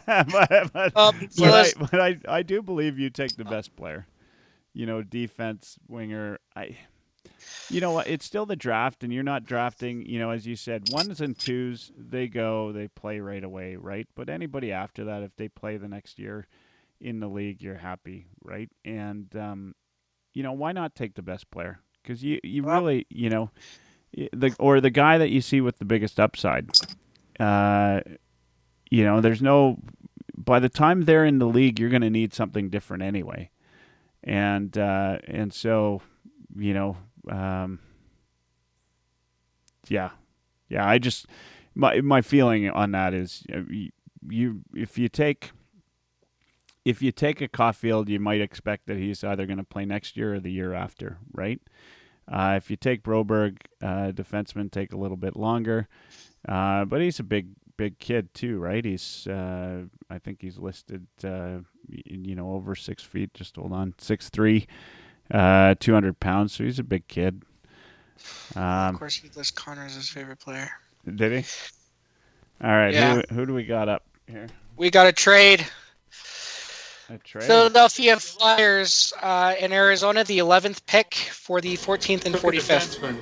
Supports the theory that you take the best athlete available. They don't need a young defenseman as much as they need a young forward, but they took the best player on the board, who was a young defenseman. All right, Arizona Coyotes are in place. The pick is next, 11th overall by the Coyotes. John Chaykin. Hello to our fans watching back home. Thank you for your continued support. Thank you to the city of Vancouver, the Aquilini family, Jim Benning. All 2 fans, by the way, is what he meant to say. Making our selection will be our assistant general manager, Lindsay Hoffer.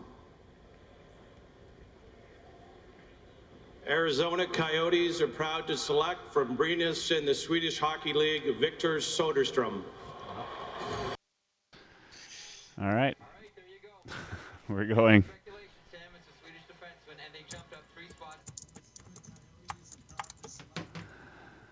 They must have really wanted him. Who was it? Cole Caulfield? Soderstrom. Oh, wow. Yeah, and they moved up to get him, right? Yeah. Oh. So, Oh. what's I mean, this has got to be an analytics thing, right? I mean, I've seen him as low as 20th.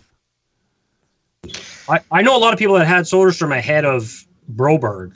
Soderstrom's he's solid two-way guy. He makes a good first pass. He's an excellent skater. He might not have quite the highest ceiling, but he's a strong two-way guy. I think they're showing highlights of him now. One thing I want to clear up, there's some question. So in the OHL, Hamilton Bulldogs drafted Philip Broberg last year in the import draft. So they held his rights. So people are wondering if he can come over to the OHL this year and play for Hamilton. The answer is no, because he played professional hockey in Sweden. So because he turned pro, he can't go back and play amateur in OHL. So I think he might be eligible for Bakersfield because it's an import rule, but he definitely cannot play in the OHL. All right. I better tweet that out, actually. Hey, Sean, your tweet made it onto the Edmonton Journal's reaction to the draft pick Oh, wonderful. on the Edmonton Journal. Perfect. Which one? The one that says fire Ken Holland immediately. OMG, awful.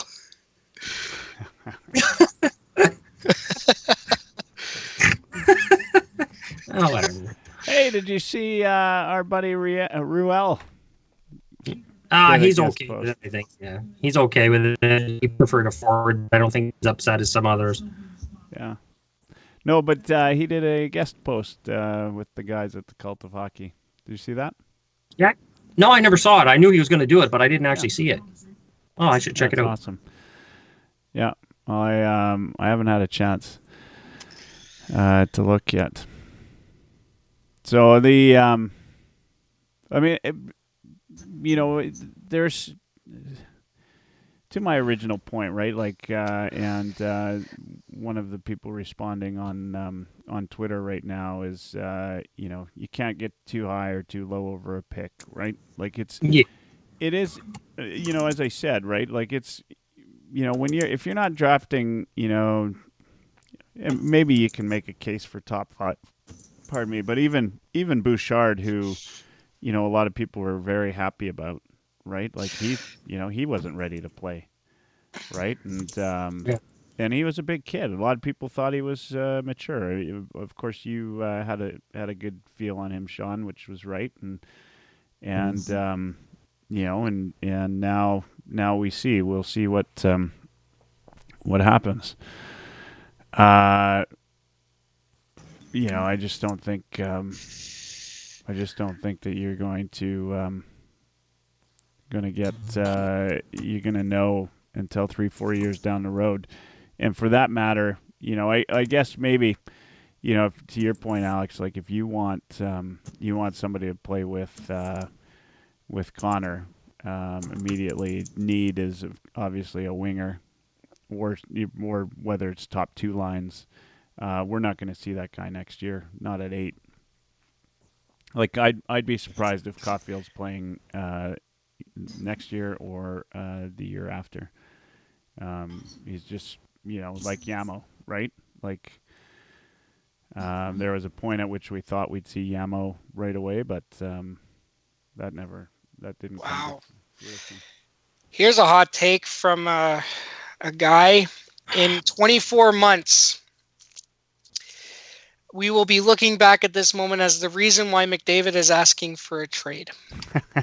There you go. Yeah. Although someone did say was asking if this means that we now trade Puljujärvi, one of our second-round picks, to move back into the first round to select Tomasino. So, I don't know. I mean, Edmonton could still make a deal here to get a first-rounder, but Well, day 2 is when you see a lot of the little picks and the movements, but yeah. I don't. I don't know. I wouldn't be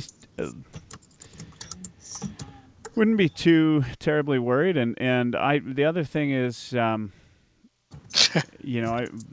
seeing where everybody's going right now, right? Like what? Sometimes it's because of interviews or something we're not privy to. Okay, we've got Minnesota up. Who does Minnesota take? Who's left? There are lots of people left, I guess, but Boldy is still there. Caulfield's still there. Isn't it amazing? What's his name? Craig Button had all these American guys in like the top 6 or 7. He had like 5 of them going. Oh, it's the year of the American, and look at some of these guys still dropping. First of all, I'd like to say hello to our fans in the state of hockey, to our draft party at Tom Reed's, and with our selection from the U.S. Team National Development Program, we select Matt Boldy. They took Boldy. Norris potential? Yeah, I'm not buying that. Jesus. Excited to see you play in the AHL for your career. Who said Norris potential? What are we talking about? Norris for Broberg? Broberg. It's this guy named Ryan at R. Kratz. I don't even know how you think it, but Donnie retweeted it. Philip Broberg, Norris potential, sexy pick.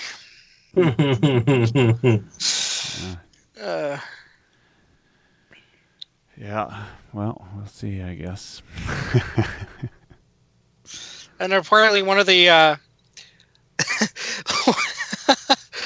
Oilers Nation writers got a text from a Swedish scout on Broberg, and it said the ghost of Chiarelli lives. Oh, wonderful. Yeah. Retweet that for me, will you? I will absolutely do that. Oh, God. Where is it here? Yeah, here you go. I'll like it and retweet it. There you go. All right, guys. I'm going to take a moment's break here to. All right. But you guys can carry on. Don't say anything that's going to get me put in jail. I'd have to fire myself, but we'll keep it nice and civil here. All right. So, for everybody that's listening, and there are a few people listening, enjoy these two as they go back and forth. You might miss the audio of the next call, but I'll be right back. All right.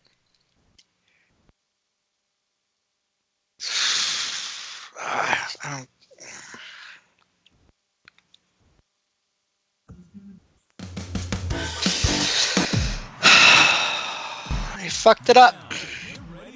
They fucked it up big time. Well, are we still talking, or? Yeah, I guess. Yeah, you guys are still on. So just sorry, I'm just trying to find the right screen to put up while I'm away here. I'm only going to be a minute. All right. Okay, I'll be right back. You guys, no dead air. That's the only rule I've got. No dead air. Yeah, keep the dead air to a minimum, and also don't say anything that'll wind me up in court. Okay, I'll be right back. Okay. I'm just getting clarification if Broberg can play or not. There seems to be some discrepancy because Adam Boqvist played in a similar league. Yeah. Well, according to for some guy over here, I forget who it was, but apparently the Hamilton holds the CHL rights, but he can play in. Or no, yeah, it was actually the broadcast guy for the Condors. Broberg is eligible to play in the AHL next season here. Yeah, so it says here, and since he's a Swede, Broberg is eligible to play in the AHL next season. Fellow Swede William Lagesson already in North America off a successful first season. So, and then I read somewhere about Hamilton holds his CHL rights. So, yeah, I know that. I'm just not sure why he could play. He can't play in the OHL, but Boqvist could. I don't know if they're in the exact same league. I know they kind of bounce around a couple of different leagues.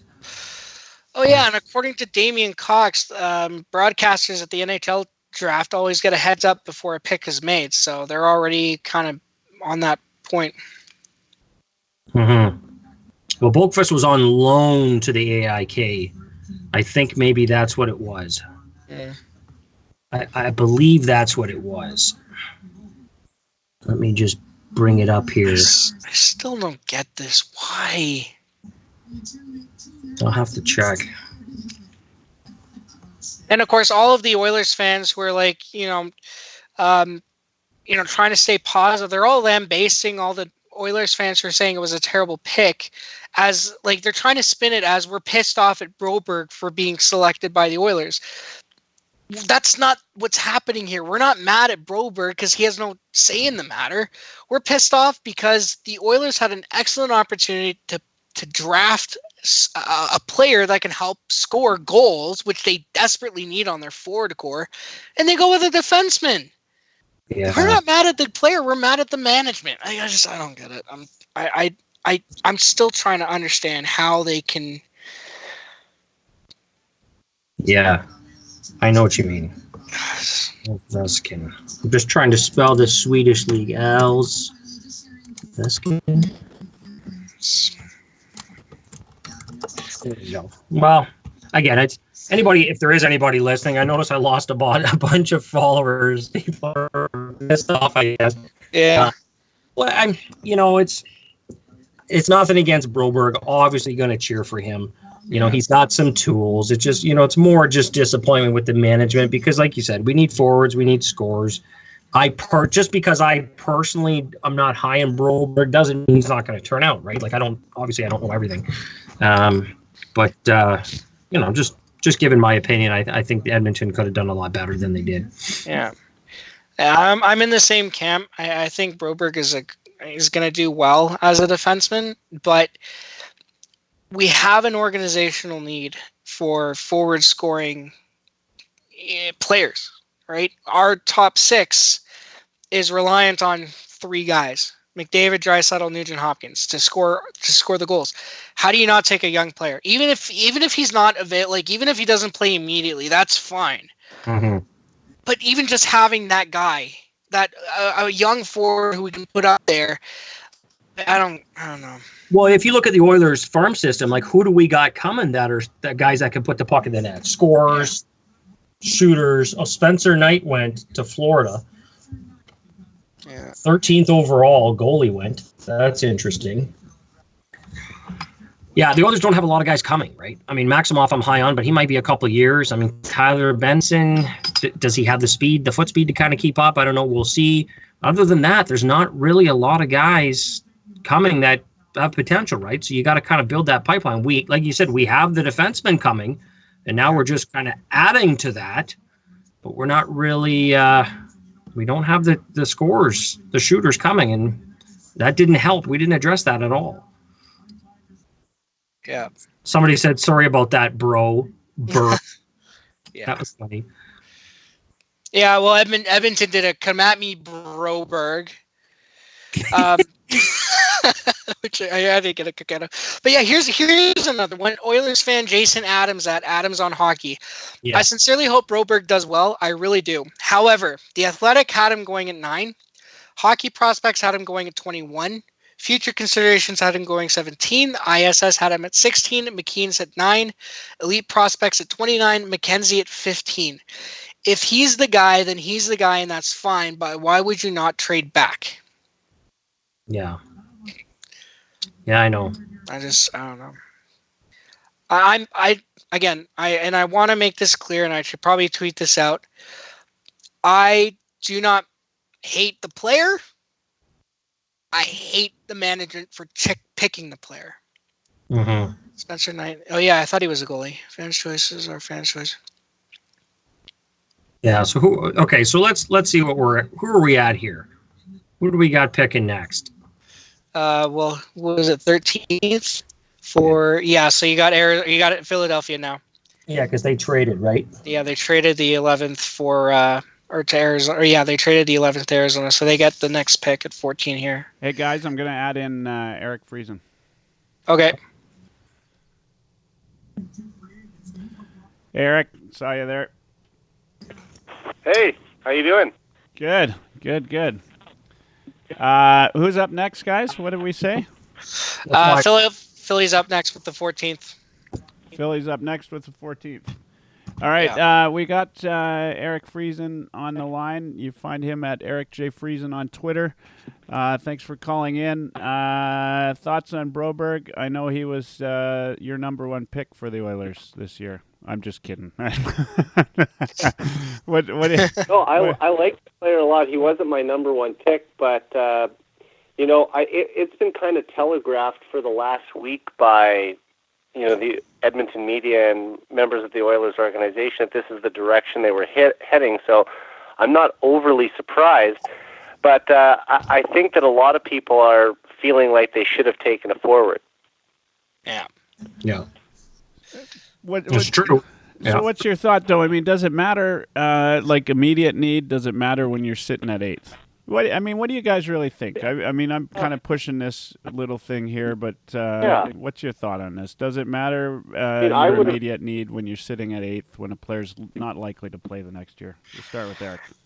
Right. No, I was leaning towards forwards just because of the strength of the system is on defense.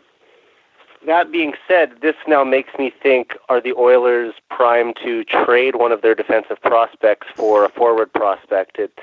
It just kind of leads me to believe that there's going to be moves made down the road. Is a guy like Klefbom going to be moved? Is Larson going to be moved in a couple of years or a year just to, open up some room for guys to make the lineup, like the several prospects they have in the system, Bouchard, Samorukov.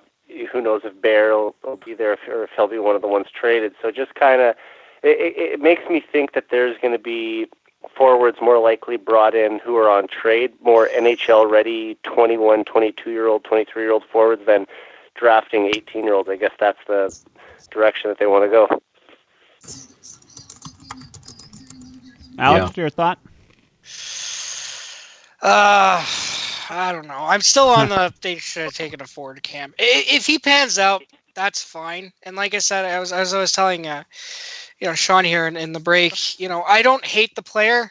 And I, and first of all, welcome to Oil Country, Philip. So I don't hate the player, but the management had a solution to their forward problem, gift wrap for them. Not even like the full solution, but like part of it, and they just ignore it completely. And I would much have rather them taken a forward because it helps. But we got the Flyers coming up here right away, so talk fast. Okay. I'm interested to see who they take. Okay. My dad's a big Flyers fan. Take Thomas.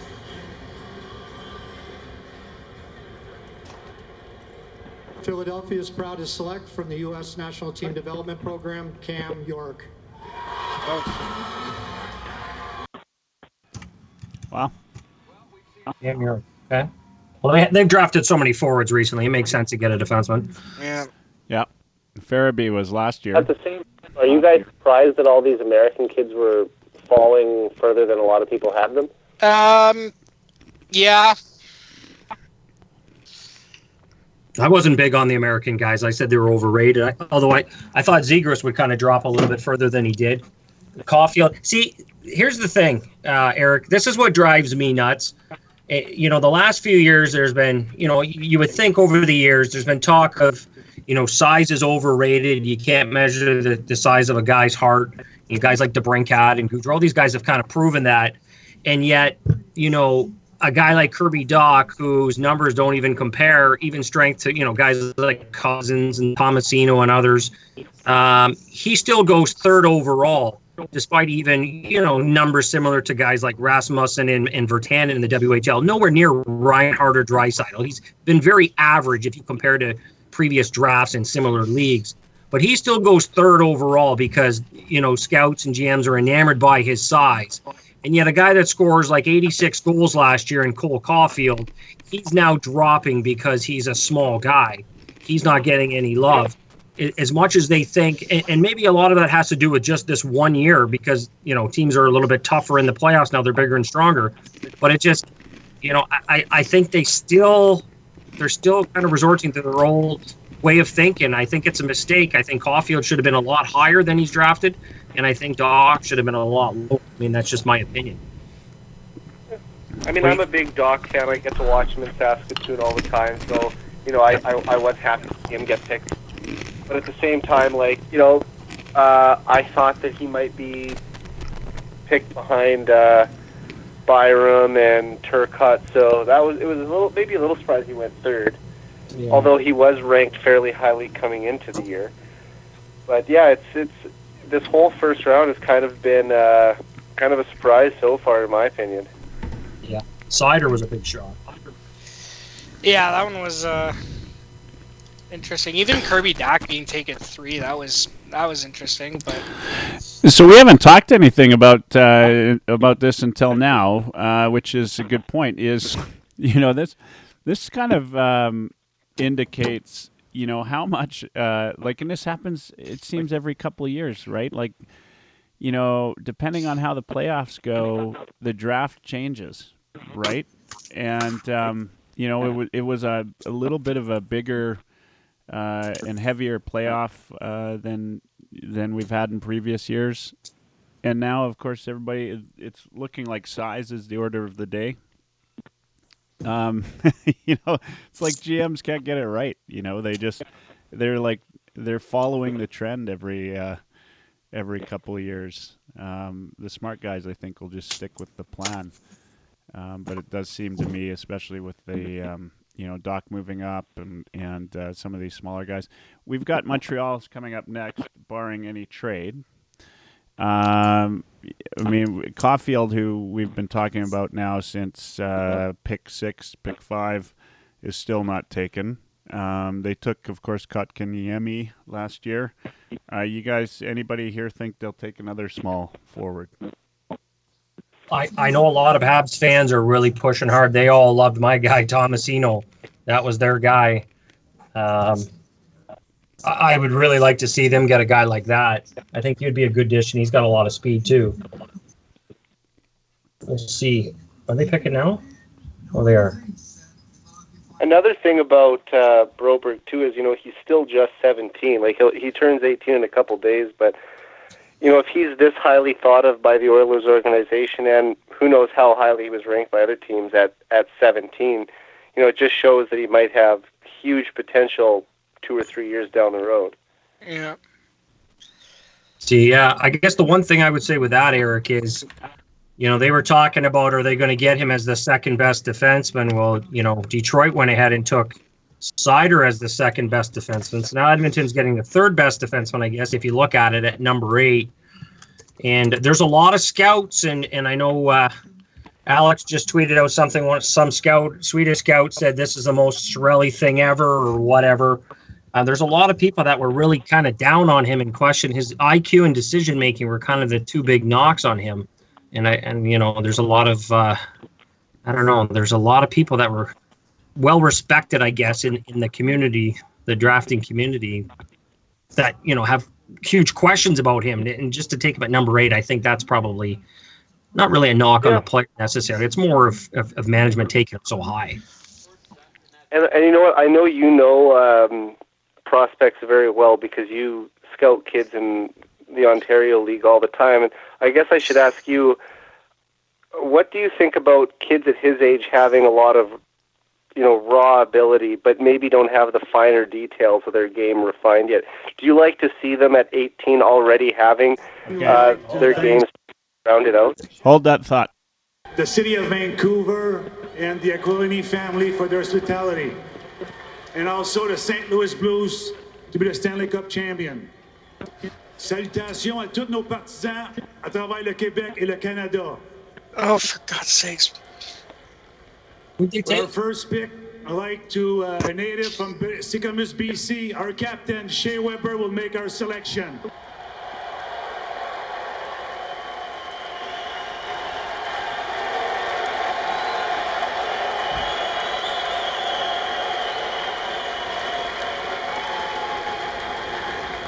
With the 50th overall selection, the Montreal Canadiens select from the U.S. National Development Program, Cole Caulfield. Yeah. The biggest person on the stage selects one of the smallest players in the draft. But here's the question that I have for you guys. What is it with NHL teams allowing current or former players to make their announcements. Like, it's weird. Yeah, I don't think there's any question that Alex DeBrincat was the guy who paved the way for this type of player. And when you talk to Cole Caulfield, he says. All right, I want to watch the highlights on this guy. Just hold on. So, but no dead air. Oh man, sweet play. Oh, jeez. I got to step out here for a couple of minutes. I'll be back, okay? All right. Oh, sweet hands, too.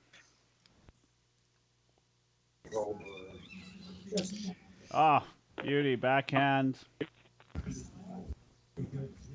He is tiny, though. But I've heard he plays a little bit bigger than Yamamoto. And I've watched him a couple times, I guess, but I just... right? Like he's a good player. Yeah. All right.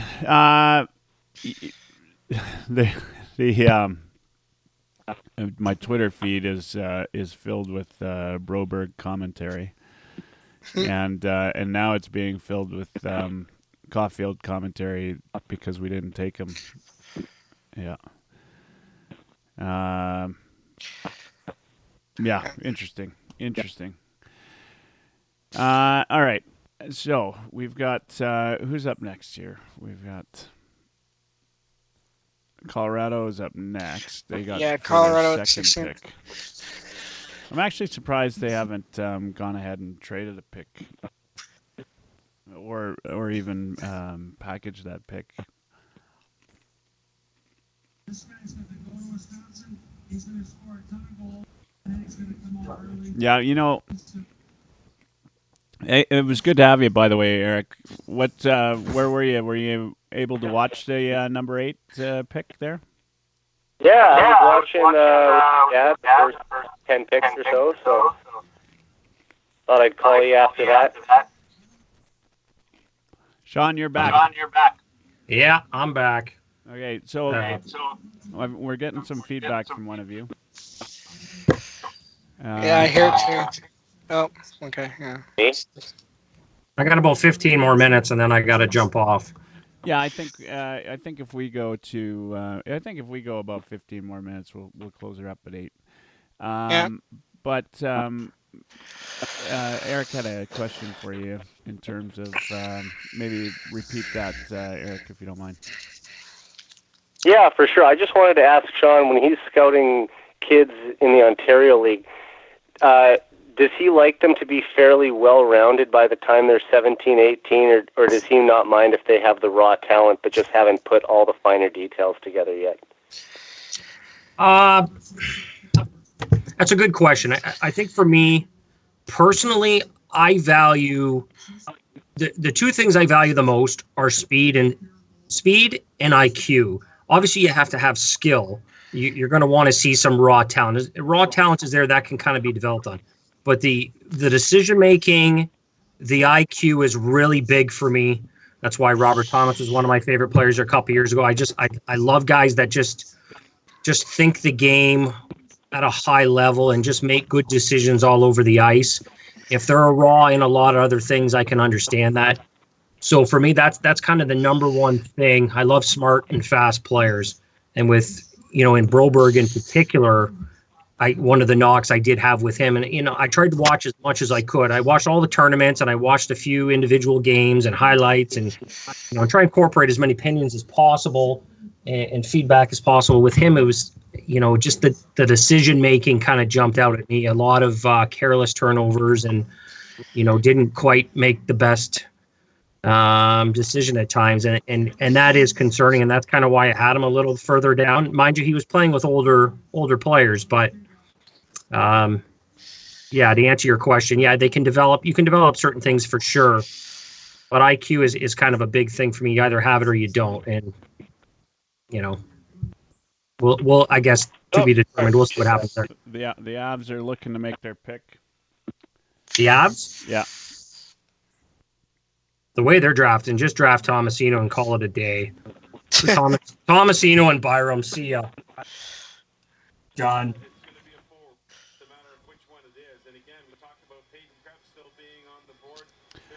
Yeah, they just mentioned Krebs on the feed. I'm curious. Curious if Krebs will go. What we're seeing, I think Trevor Timmons really said it very succinctly to Elliott how much he's been thrown off by what happened. All right, we're getting close. Here he goes. Colorado selects from Victoria, the BC Hockey League, Alex Newhook. I'll tell you guys, Joe. I forgot Newhook was still available. That's an excellent pick. Yeah. From the Vancouver Giants and now on to the Victoria Grizzlies. The GM from Burnaby knows how to play to the crowd and got himself a real good play. Yeah, all his buddies are there. That's kind of fun. Hi. Hey, man, how you doing? All right. Wow. The youngest ever participant in an Oilers Live podcast. Say it again. Oilers, go. That's the real opinions we need. That's the Oilers. Yeah, Caleb, do you think thumbs up or thumbs down for Broberg? All right. Thumbs down. Oh. Oh, no. Oh, no. That's not good.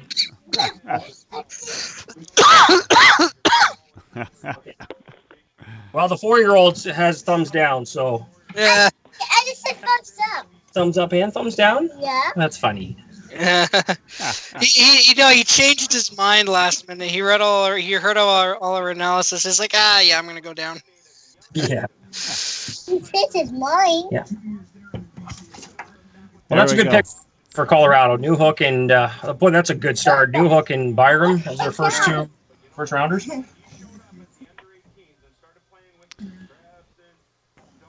Yeah, 100 and what did he have? 103 points in 52 games. That's not too bad.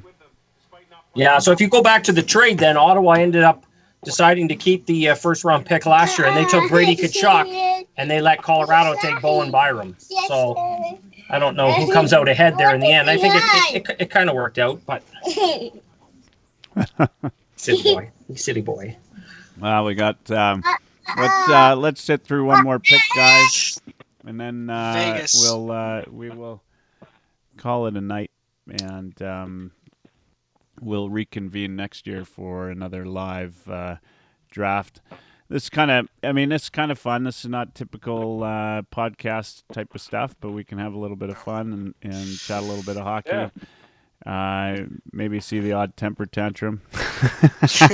Hopefully next year we're not picking inside the top 10 again. Yeah, let's hope that would be ideal. Let's hope that we're picking somewhere in the 20s. Yeah. Yeah. Oh man. Yeah. You're one of the comments on online was very cute fan, by the way. So you're a little one there, Sean. Caleb. Yeah. Caleb, you're popular. Caleb's popular now. You're a superstar. Yeah. And the youngest ever participant in an Oilers Live podcast. Yeah, and a future 2032 draft pick. That's right. That's right. Oh, that's good. So we've got. We're going to wait for the Vegas. So who's Vegas going to take, guys? What do they? I think they take Peyton Krebs because he's still available. I checked their Twitter feed. That's what all their fans want. They want them to pick Krebs, so I think that's who they're going to pick. That'd be an interesting pick for them. I think a lot of people had him going higher, but we'll see. I'm going to go off of this here, and I'm going to go with Suzuki. That's my guess. That's interesting. They had his brother, and they traded him. Yeah. Do they go back to the other brother? Yeah. Yeah, we'll see. We'll see. At this point, right, and actually it's a good time to call it a night because, it's all up in the air now, right? I mean, there's,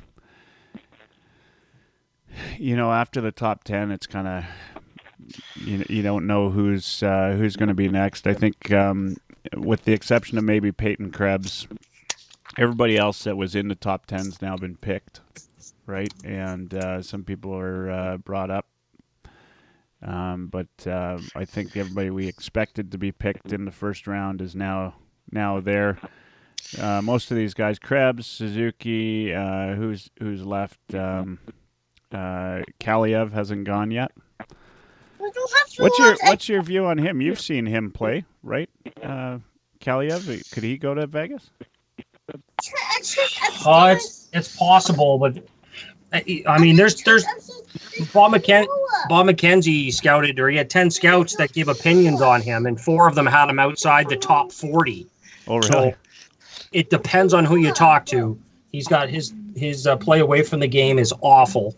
He's just not engaged at all, and he's considered a lazy player, takes shifts off, but he has a terrific shot. He's a knack for scoring goals. He's a lot like that Eli Tolvanen, who ended up going late in the first round for Nashville last year. Best shot in the draft, but a lot of red flags as well. So Vegas wins the award for fewest people on stage. Here they go. The Vegas Golden Knights select from the Western Hockey League's Winnipeg Ice center Peyton Krebs. There you go, Kelly McCrimmon. And there you have it. Krebs finally gone. Yep. Vegas, you know what? That's kind of like a lottery win for Krebs, if you ask me. That's a nice, good place for him to go. I'm sure he's pretty excited about that. Yep. Yeah. It's good for him. I'm sure his I'm happy parents for him. are probably freaking out. My kid's going to Vegas. I'm not too happy about this, but yeah. I've kind of wondered now that Vegas is in the league, like, do the interview questions go a little bit different? Like, are they more centered around, personality in terms of your drinking and your partying personality more so than they would have been with other players in the past? Honestly, I don't know. Yeah, I would assume so. It plays a little bit more of a factor considering the atmosphere Vegas has and what it's mostly known for. But I don't know. Yeah. Well, guys. I mean, considering they were able to band together and pull a cup finals appearance out of their ass last year, I don't think partying is a big distraction there for them. Yeah. No, I think you're probably right. Guys, I want to thank you again. It's been fun, as always. As Eric said, let's hope that we're not picking low in the draft next year. I want to say another, just call out the hockey game we're going to do again. That's July 20th. Go to my Twitter feed. All the details are there. This is about one guy who's living every moment he's got. He's got some young kids and a family. He's 38. We're going to celebrate his 39th birthday. There'll be cake. There'll be lots of people. He hasn't played hockey since he was about 20, 22. I think if I can't remember, he hurt his knee or something, so he's going to get out on the ice. And as I mentioned, there's going to be a couple of surprise guests there as well. So I think that if you play hockey, and I know the guys that are here are from everywhere but Edmonton, but if you guys can help out to spread the word about the game, and then there's also a donation link where you can donate directly to pancreatic cancer. But this is all about, he's gracious enough to share one of these moments with us, and I'm happy to be there. And it's just one of those things. It's I'm inspired by his desire to live every moment that he's got, and I just hope there's lots more moments than he expects. And so if you can, as I said, go to my Twitter feed and check that out. Other thing is, now that we're into soon to be into July, I'm going to start kind of making some schedules around the podcast as we get into camp time and that. And so would love to, if anybody's listening or they watch the recording or whatever, reach out to me if you want to be on the show. Love to have you. Love to have some new voices on here. Not that I don't like the old voices, guys. Appreciate you being on here too. So, and go over to, to support all the guys that are on here, at Eric J. Friesen. Make sure you follow him on Twitter. At Al Clem B, Bee is how you spell that last one. Follow him. That's Alex. He's here tonight. And then Sean at Irish Eyes 41. You can follow him, and definitely go. Do you still have the website up? I assume, Sean. Yeah. Yeah, and I've got the a second Twitter account at the All Night just for prospect stuff. If you hate my opinions, and it looks like at least 15 or 20 people unfollowed because of my opinions, you can get just the prospect stuff if you want the website content on that other site. Perfect. Yeah. All right. Well, that's kind of hilarious in a way. So yeah, make sure you go to theoilnight.ca. You're gonna check out. You're gonna want to check out Sean's prospect stuff and follow him or unfollow him. I think he needs He needs about 15 more followers to reach a state of equilibrium tonight. Guys, I'm looking forward to a good Oilers year, but I'm also looking forward to some fun podcasting over the summer. Thanks again, guys. Get back to your families, your friends, wherever it is, and enjoy your weekend. All right, you too, Awesome. Mike. Thanks. See you, Eric. See you, Alex. Have a good night, guys. You too. Good night. All right. Bye. Okay.